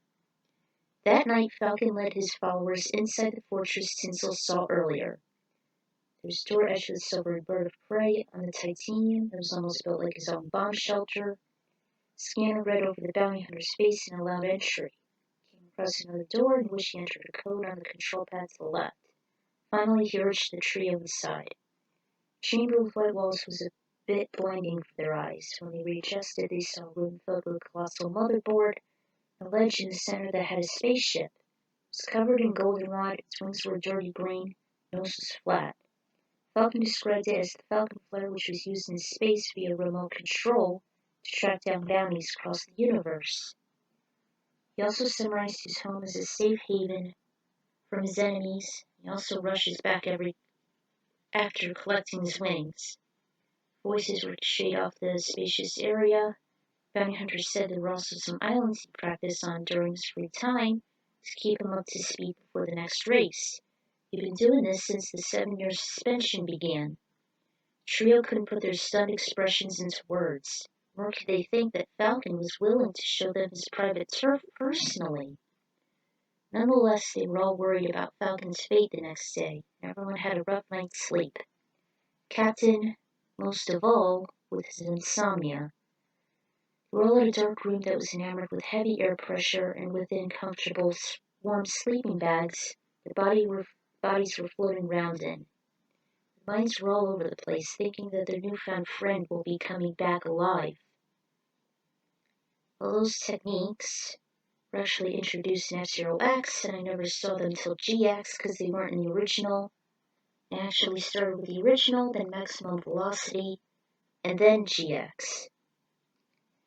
I never found out about snaking until Ephraim's LP, especially in Chapter 7. And of course, there's the rant. Yet again, Zoda had to be replaced, particularly by Tinsel, for obvious reasons. He won't be incorporated into the stories until a year after GX when Rick wakes up from cold sleep. Just to keep things time relevant. Don't ask me how or why Joey's Wildcat is in the Grand Prix when it just got obliterated from the power plant and lightning. Having the original 30 racers isn't really a smart idea. Actually, it shouldn't be just one race. It should be like 5 races. Like Mario Kart or Top Gear. First Black Shadow and now Deathborn. How would Falcon overcome the new adversary? And before I go, I want to show you guys a little bit of something. Hold on. I want to show that rant I've been telling you guys about.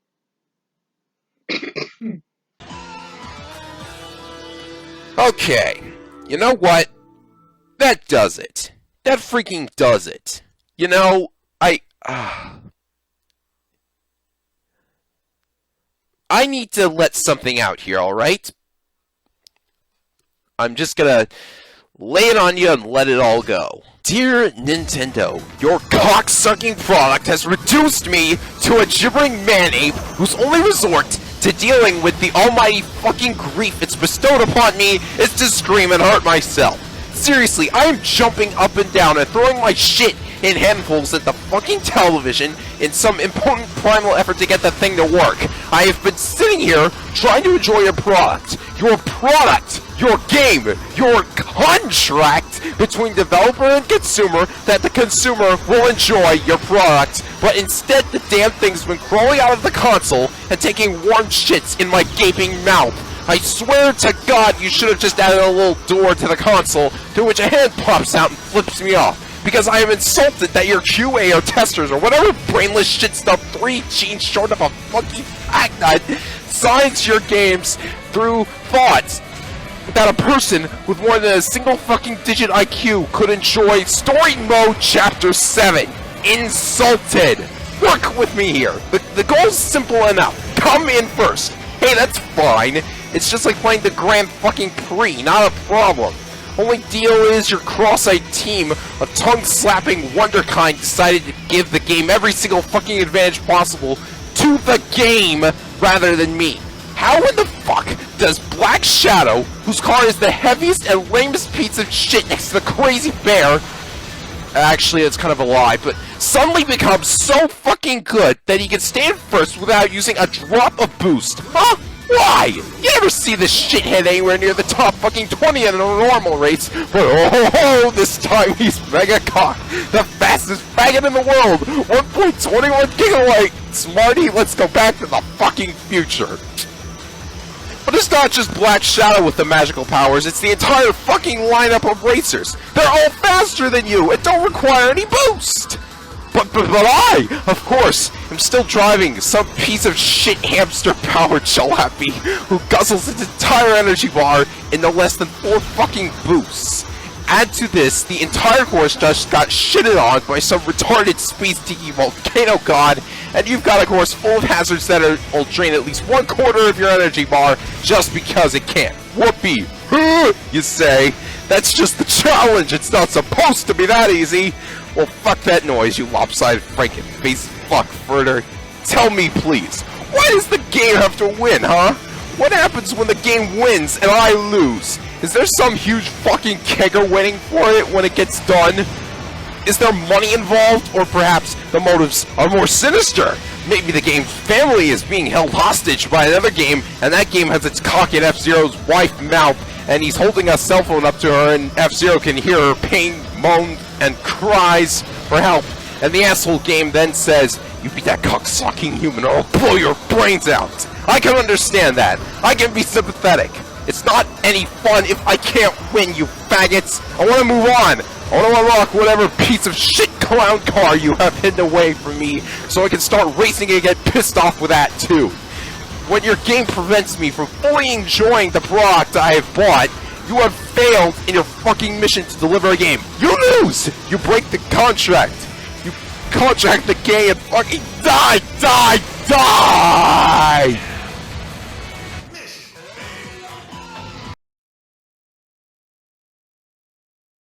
My God! That is hysterical.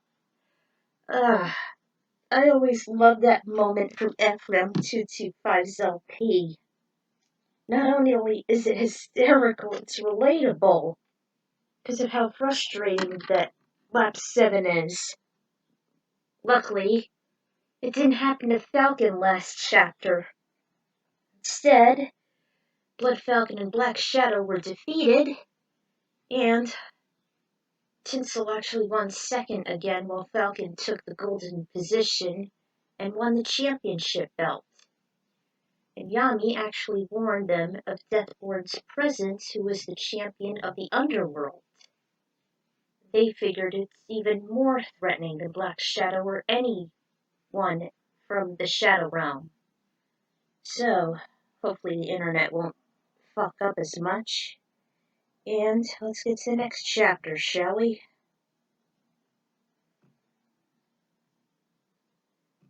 Alright. See if I can find it. Alright. Lap 8. Alright, let's get this over with, shall we? Oh man! This was a doozy, making the course with Deathborn and Falcon. How Tinsel and the duelists were gonna get there. Even describing Firefield and the upcoming monster. Although I feel Chapter 8 for the game would have been much more better polished. Kinda bothers me that anyone could win the championship belt yet have the same secret. You'll see what I mean. The day finally arrived. Falcon was on his way to the turf that the mysterious and deadly Deathborn assigned him in. He had to leave around the crack of dawn, putting his comrades in a state of shock and upset. Tinsel and the duelists were never told where the challenge nor the path to the underworld was. The trio were stranded without the Silver Comet, and the only way out of Port Town was by a warp gate like any other planet they've been to. We have to get back to Mute City somehow. I was only able to travel with the comet, and now it's stuck in Dr. Clash's repair shop. Mine was going all over the place trying to find another way out. Falcon would get very cross if we were to leave here. Yet she and Joey weren't buying it. Well, I'm not just gonna sit around and do nothing about it. There has to be a way to get your car back. Tins laid a finger beneath her chin. I'll see if I can boot up the computer. After some playing around on the massive motherboard, she eventually wound up at a display of the whole galaxy. There were numerous planets, including the original 8, and the worlds they visited. In addition, there were some planets they've yet to explore, such as Sand Ocean, Tortoise 3, Zhao, Giant, Silence, and even this red orb. She zoomed in, and the internal data showed it was named Firefield.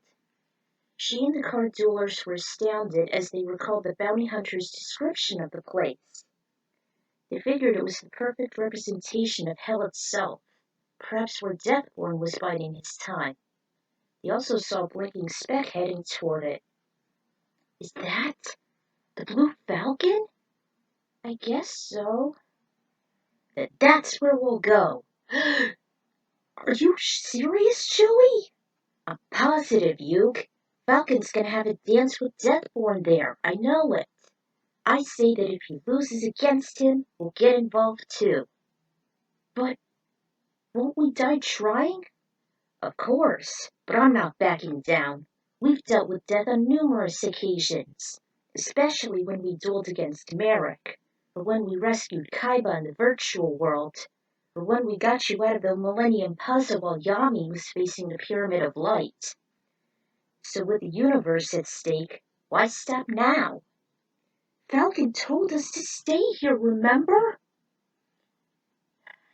Do we always have to do what we're told? I agree with Joey here. What choice do we have? Besides, Falcon is the champion and he saves astronomical life forms from danger. No different than us. Except you two duelists are instead of racers. I hate to admit it, but you guys and Falcon are like the best of what you can do.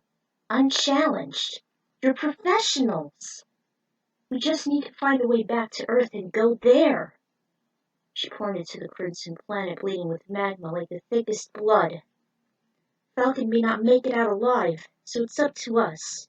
Who's with me? I'm in. Joey laid a hand on top of hers. Yugi laid his hand reluctantly, although the Millennium Puzzle ignited. You should go, Yugi. There's no telling if Falcon can beat Deathborn in his own game. He needs all the help he can get, and if he loses, then we will strike. The pact became official. They left the fortress behind and walked out of the alleyway. All they could do was look around and ask how to get back to Earth. One of the locals said there's an interplanetary bus service that could take them to any planet with a fee, that is. Tinsel was so relieved that she could finally use her bus ticket in her pocket. She had this since she started her career as an F-Zero pilot but never used it.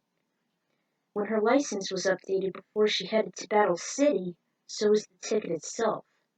With the currency duelists earned from their match here, it was more than enough. The kind locale pointed to a warp gate and there was a highway leading up into the exosphere. Thousands of vehicles of all sorts were driving through it. He said they'll catch the next shuttle if they should hurry. They only had a half hour to go. The threesome thanked him and they were off to the checking station. Tinsel presented the shuttle driver her ticket and the duelists paid the fare. They waited for their destination as the long limousine-like vehicle went off at light speed toward the reaches of space. Earth was light years ahead, yet it took only minutes to get there. They were lucky it was the second stop on its hefty schedule. Finally, they made it to Mute City. Tinsel retrieved her ticket and they walked toward Dr. Clash's workshop. She remembered the location well, since this was where the Silver Comet was waiting for her 13 years ago. She was downright certain it was sitting in the garage now as well. She was fortunate they saw the mechanical genius at work. She led the way inside the rusty building. Through the glass door they heard a noise coming from a drill. Sparks were coming from beneath the crazy bear. She thought Clash would be working on upgrades for it since he lost the race last night. She tried to speak over the screeching noise. "Hey, Clash! It's me, Tinsel! I wanted to come here to get my machine, the Silver Comet!" The drill died down and Tinsel stammered on her words. "Hey, Oh." The old-timer emerged on a long wooden dolly. "What do you want? I'm too overworked for repairs on other machines. Come back tomorrow." "No, Clash, I'm only here to retrieve my machine. Is it still in the garage?" "Yes, it is. Now hurry and skedaddle. I got a lot of upgrades to make on my crazy bear since I lost to Falcon. Again." "I swear I can't always live like this. I'm not gonna make a crapload of cash losing every Grand Prix and working behind the counter at that stingy bar." Thanks." She and Duelist followed her to the cool garage. The temperature nearly made her shiver. It undoubtedly had a lot of shade and no windows. Sure enough, there it was. The Silver Comet as good as new. No dents, scratches, or fenders were seen on its lustrous exterior nor interior. She knew she could always count on him for his utmost expertise as a mechanic. With a whiff of ozone, it was off to the Wargate fire field following the GPS signal. It was fortunate that Yugi's winged guardian of the fortress was able to withstand the heat and led the machine to a sharp rocky aisle located at the middle of the endless lava. And they barely managed to see this.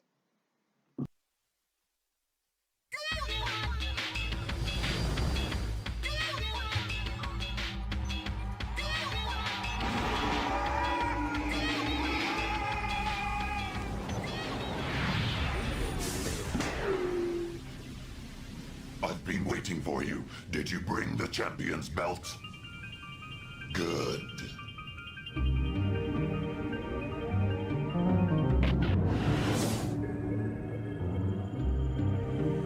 Falcon, shall I tell you something before you die? Dark and light, the two great forces which make up our universe. These two universal forces are condensed in each of our belts.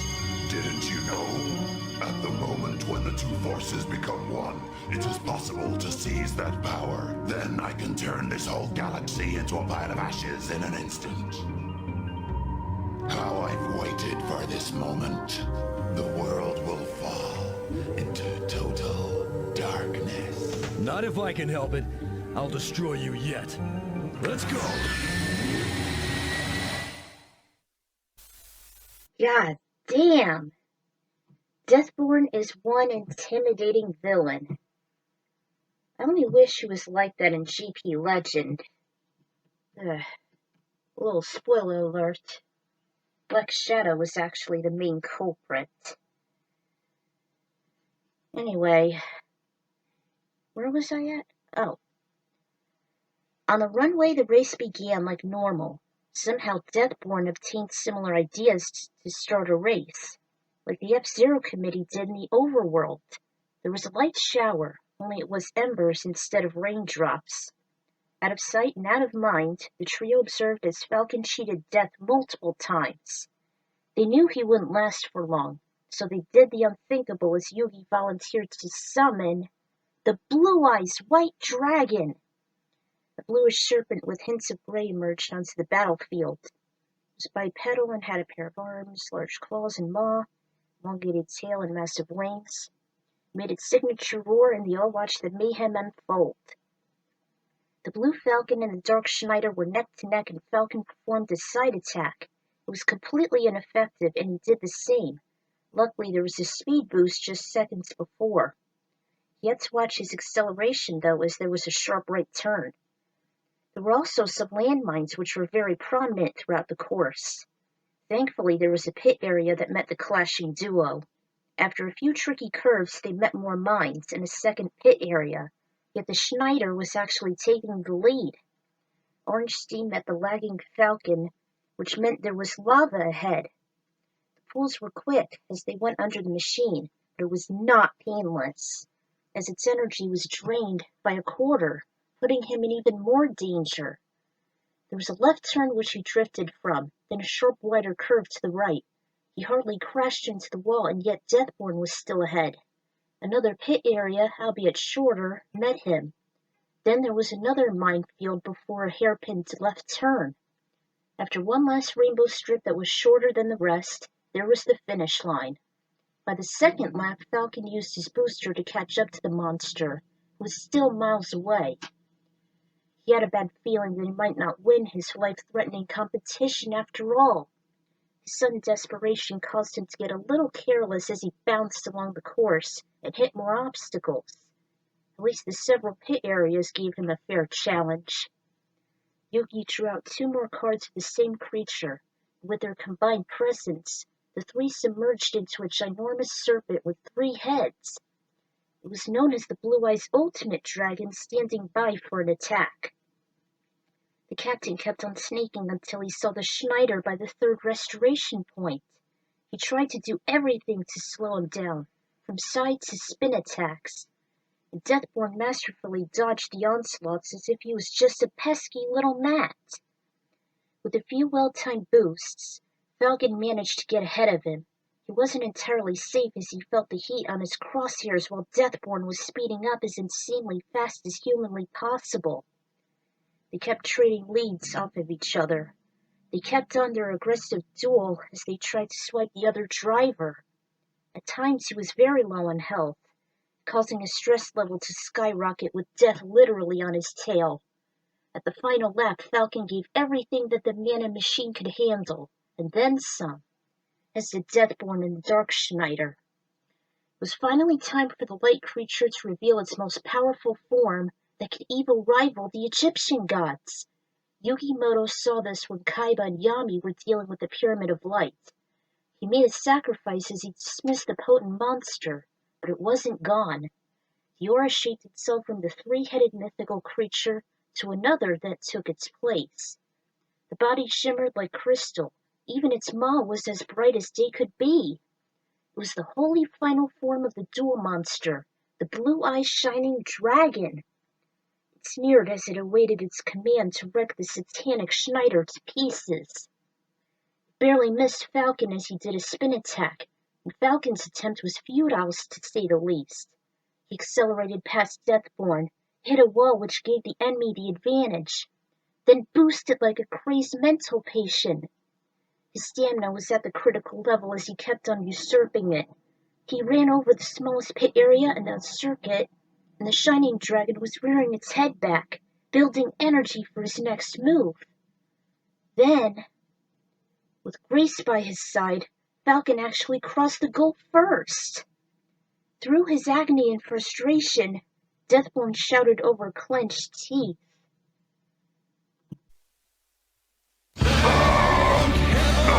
This can't be! How can I lose?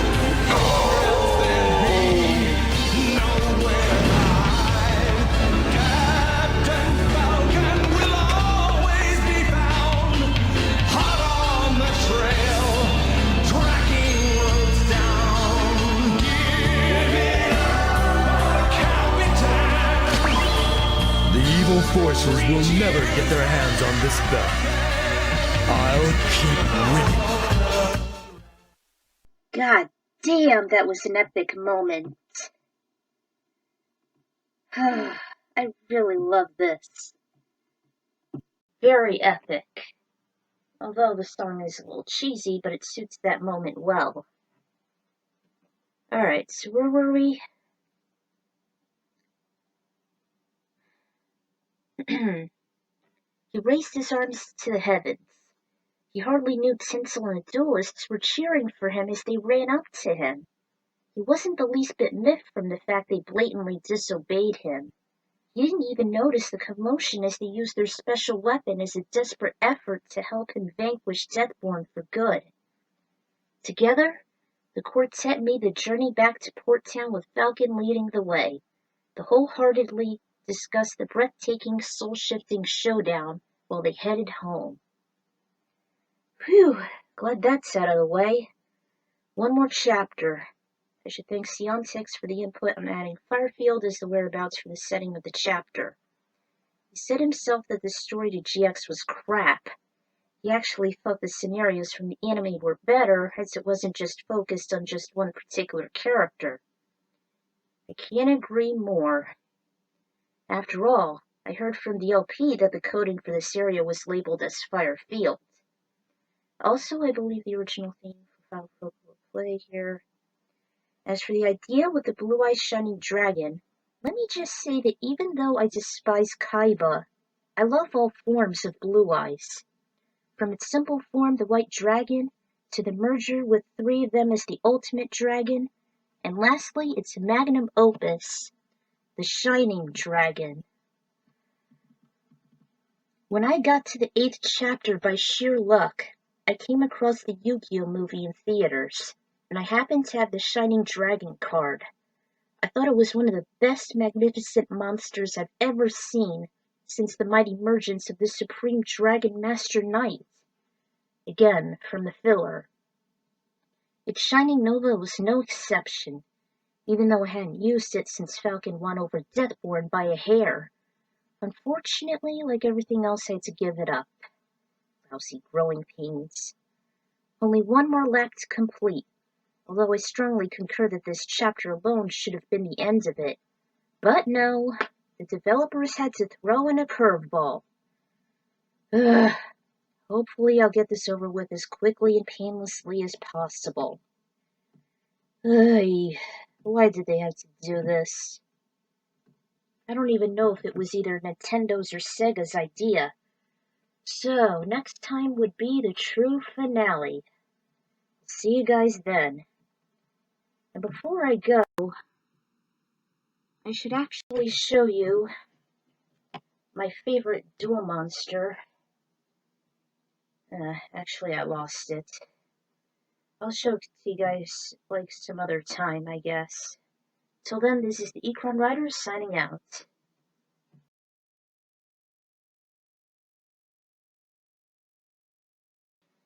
Hey guys, welcome to the finale of F-Zero GX, as well as Falcon's followers. Last time, Falcon actually triumphed over Deathborn in Firefield, and Tinsel and the Duelists witnessed the action, while Yugi actually had this hairpinned idea to use the blue-eyed shining dragon.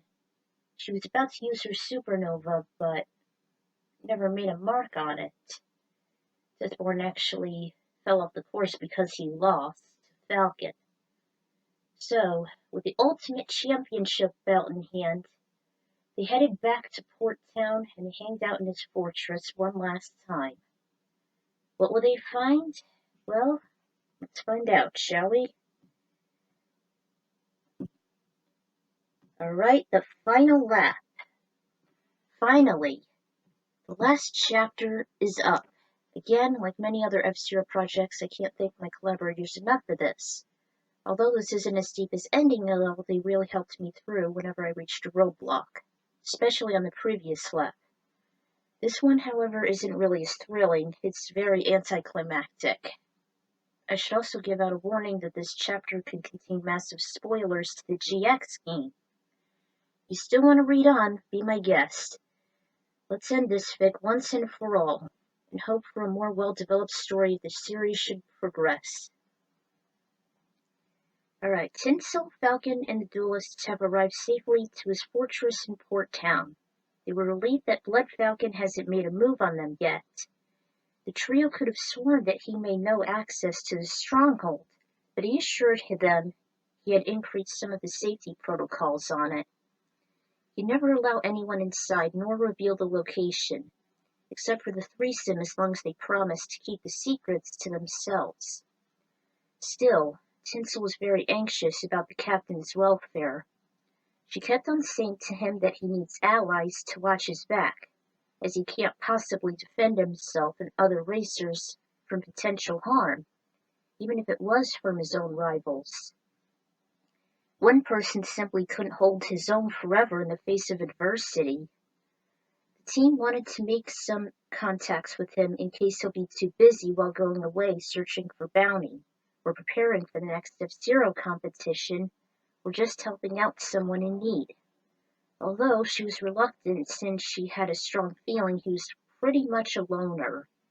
Teamwork may have been a wise decision, but it just wasn't in his nature, regretfully. He visited Falcon's turf for the last time, wondering what to do with the Ultimate Championship belt he obtained. Yuki found a bright red display cushion, and he and Falcon both assembled the decor onto the wall. It looked magnificent, hanging just beside the motherboard and the televid. The quartet couldn't be any more prouder, not even Yami safe in his Millennium Puzzle. They hung out for a few more hours before it was time to leave, and they were discussing their plans for the future until...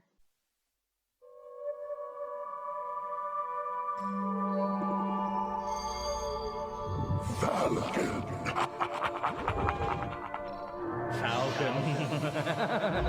Look, I'm over here, Falcon. Who are you? We are the creators. What are you talking about? We created the whole world. What a surprise! You beat Stanford was our best creation. Your best creation?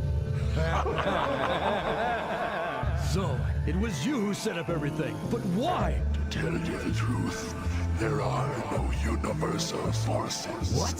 Now you have become the champion of the two Grand Prix. We'll take out your soul from your body and turn it into our creation. Of course, the duelists weren't backing down. This was not making any sense.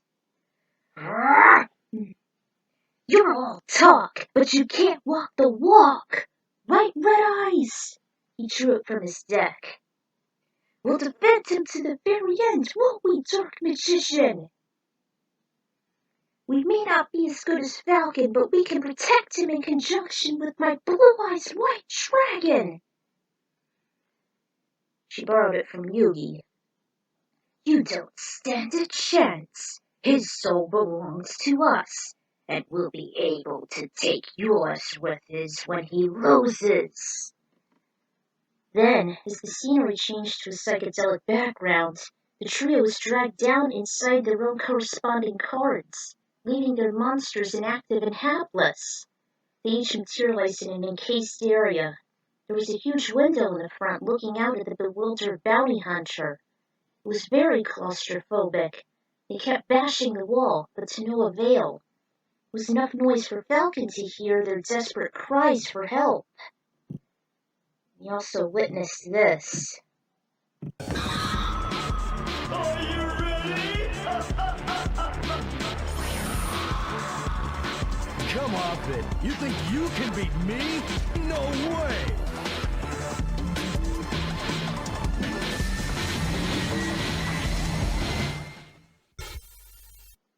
Oh boy. Needless to say, I did not like this course at all. And even Ephraim said they must have been on drugs when they made this chapter. You think so? They were racing on a tubular course with no guardrails or laser walls. Sometimes the environment kept changing shades, and it almost looked as if the Technicolor circuit was blending into its surroundings, confusing the Ultimate Champion. There was also some red lasers that could have distracted the eye. There were some slight curves that were easy to manage, but at times he was caught off guard by the hairpin turns that he had to drift through. At first he took it slowly, desperately not falling off the track, which seemed almost impossible to survive in. The Staff Ghost's vehicles, however, went seamlessly past Falcon, but little did they know, he was just warming up. There was a steep incline that was leaning toward the left, and then there were a few jumps which put him in more danger as he gained more velocity while in the air for brief moments. He made some hard left turns, and then there was an easy straightaway with the only pit area, which was right before the finish line. Falcon's booster was activated, and on every narrow stretch he used it until his energy depleted to a single ounce. Despite the irritating alarm inside his vehicle, he had to concentrate on not falling off. The ghosts were behind him, but by only about a mile. He can't slow down as much as he did last lap. At the incline, he just barely fell off, but he hung on by the skin of his teeth. It was smooth sailing until he reached the goal for the final lap. Going on the straight path, Falcon saw the staff ghost catch up. He was so lucky he couldn't actually touch it, even with his machine was on its last legs.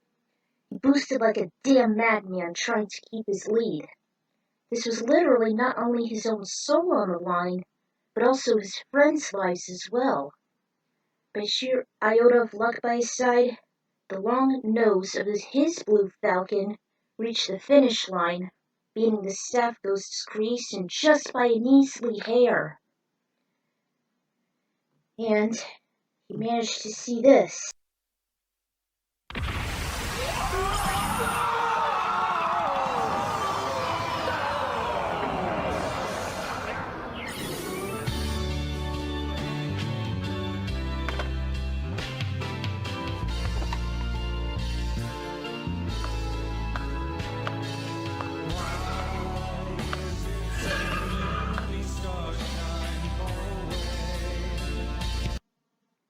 So there you have it, guys.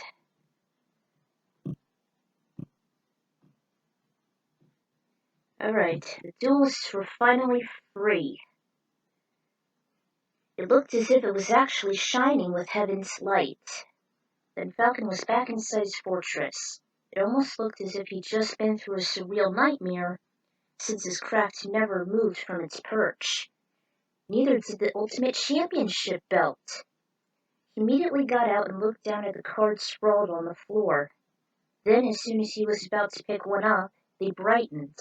The light was blinding, and by the time his sight cleared, he saw his comrades safe and sound. They were bewildered looking at their bodies. We're alive? Creators didn't take our souls? I guess not. They all looked up and saw their hero without having a scratch nor change in his features. I guess we really owe you one, don't we?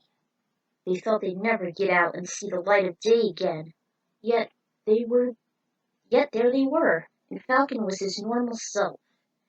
Without thinking and incredibly grateful, they each embraced him. Wanting to relieve from the trippy experience, the trio eventually went outside and gave a heartfelt farewell to their new ally.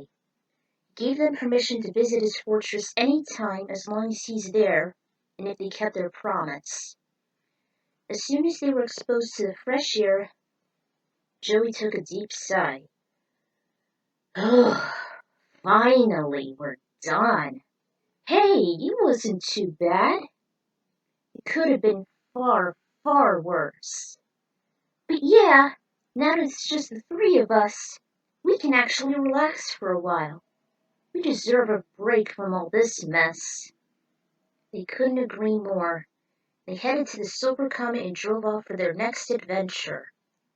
Heck, Yugi was so fascinated from the events that he might even develop his own game that'll relive their experiences, if he follows his dreams as a game designer. Meanwhile, Falcon watched his friends leave. He was so glad that he managed to make it out in one piece, never letting the creators or Deathborn or Black Shadow have their way. Once again, he saved the universe. He started to reconsider what Tinsel said about having camaraderie and teamwork. With no one around, he took off his helmet and laid it on a side table beside his vehicle. He then walked outside, reliving everything that transpired over the past few days in his mind. For what it's worth, Falcon couldn't wait to retell the tale. It could even make history, or perhaps a legend. He looked up at the full moon, wondering if there should be a brighter future for him, and perhaps someone with a pure heart that'll one day share his own journeys. This was truly an event that'll follow many stories to come. 1 year later, after Tinsel practiced on the Ruby, Sapphire, and Emerald cups, a mysterious young man from the past woke up from cold sleep. He had short brown hair and had actually been in suspended hibernation for the last century and a half. He just emerged into a brand new world at a much different time that was too foreign for him. Little did he know that this could be the start of his own future. As to the story of a Grand Prix legend. There's also a story from Luke, Yoshi's best pal, Lynch, which did a retelling GX's story mode. It's short but pretty good. At last the fic is complete. Probably was a cheesy idea, and it was something I came up with before GP Legend existed. Hopefully this could be a foreshadowing of what's ahead, even though the latter is set 4 centuries before. Hope you like this short story. Well, I don't really like the fact that GP Legend is an alternate continuity. I would much rather prefer it as about a year after GX, which a lot of fans actually splurged GP Legend between GX and Maximum Velocity, which I'm pretty much doing the same. So, this is the Ecron Writer signing off. Ciao, everyone. And you guys can listen to this cheesy song, but keep in mind I changed the lyrics on DeviantArt. I'll probably get a description for that. So, see you guys later.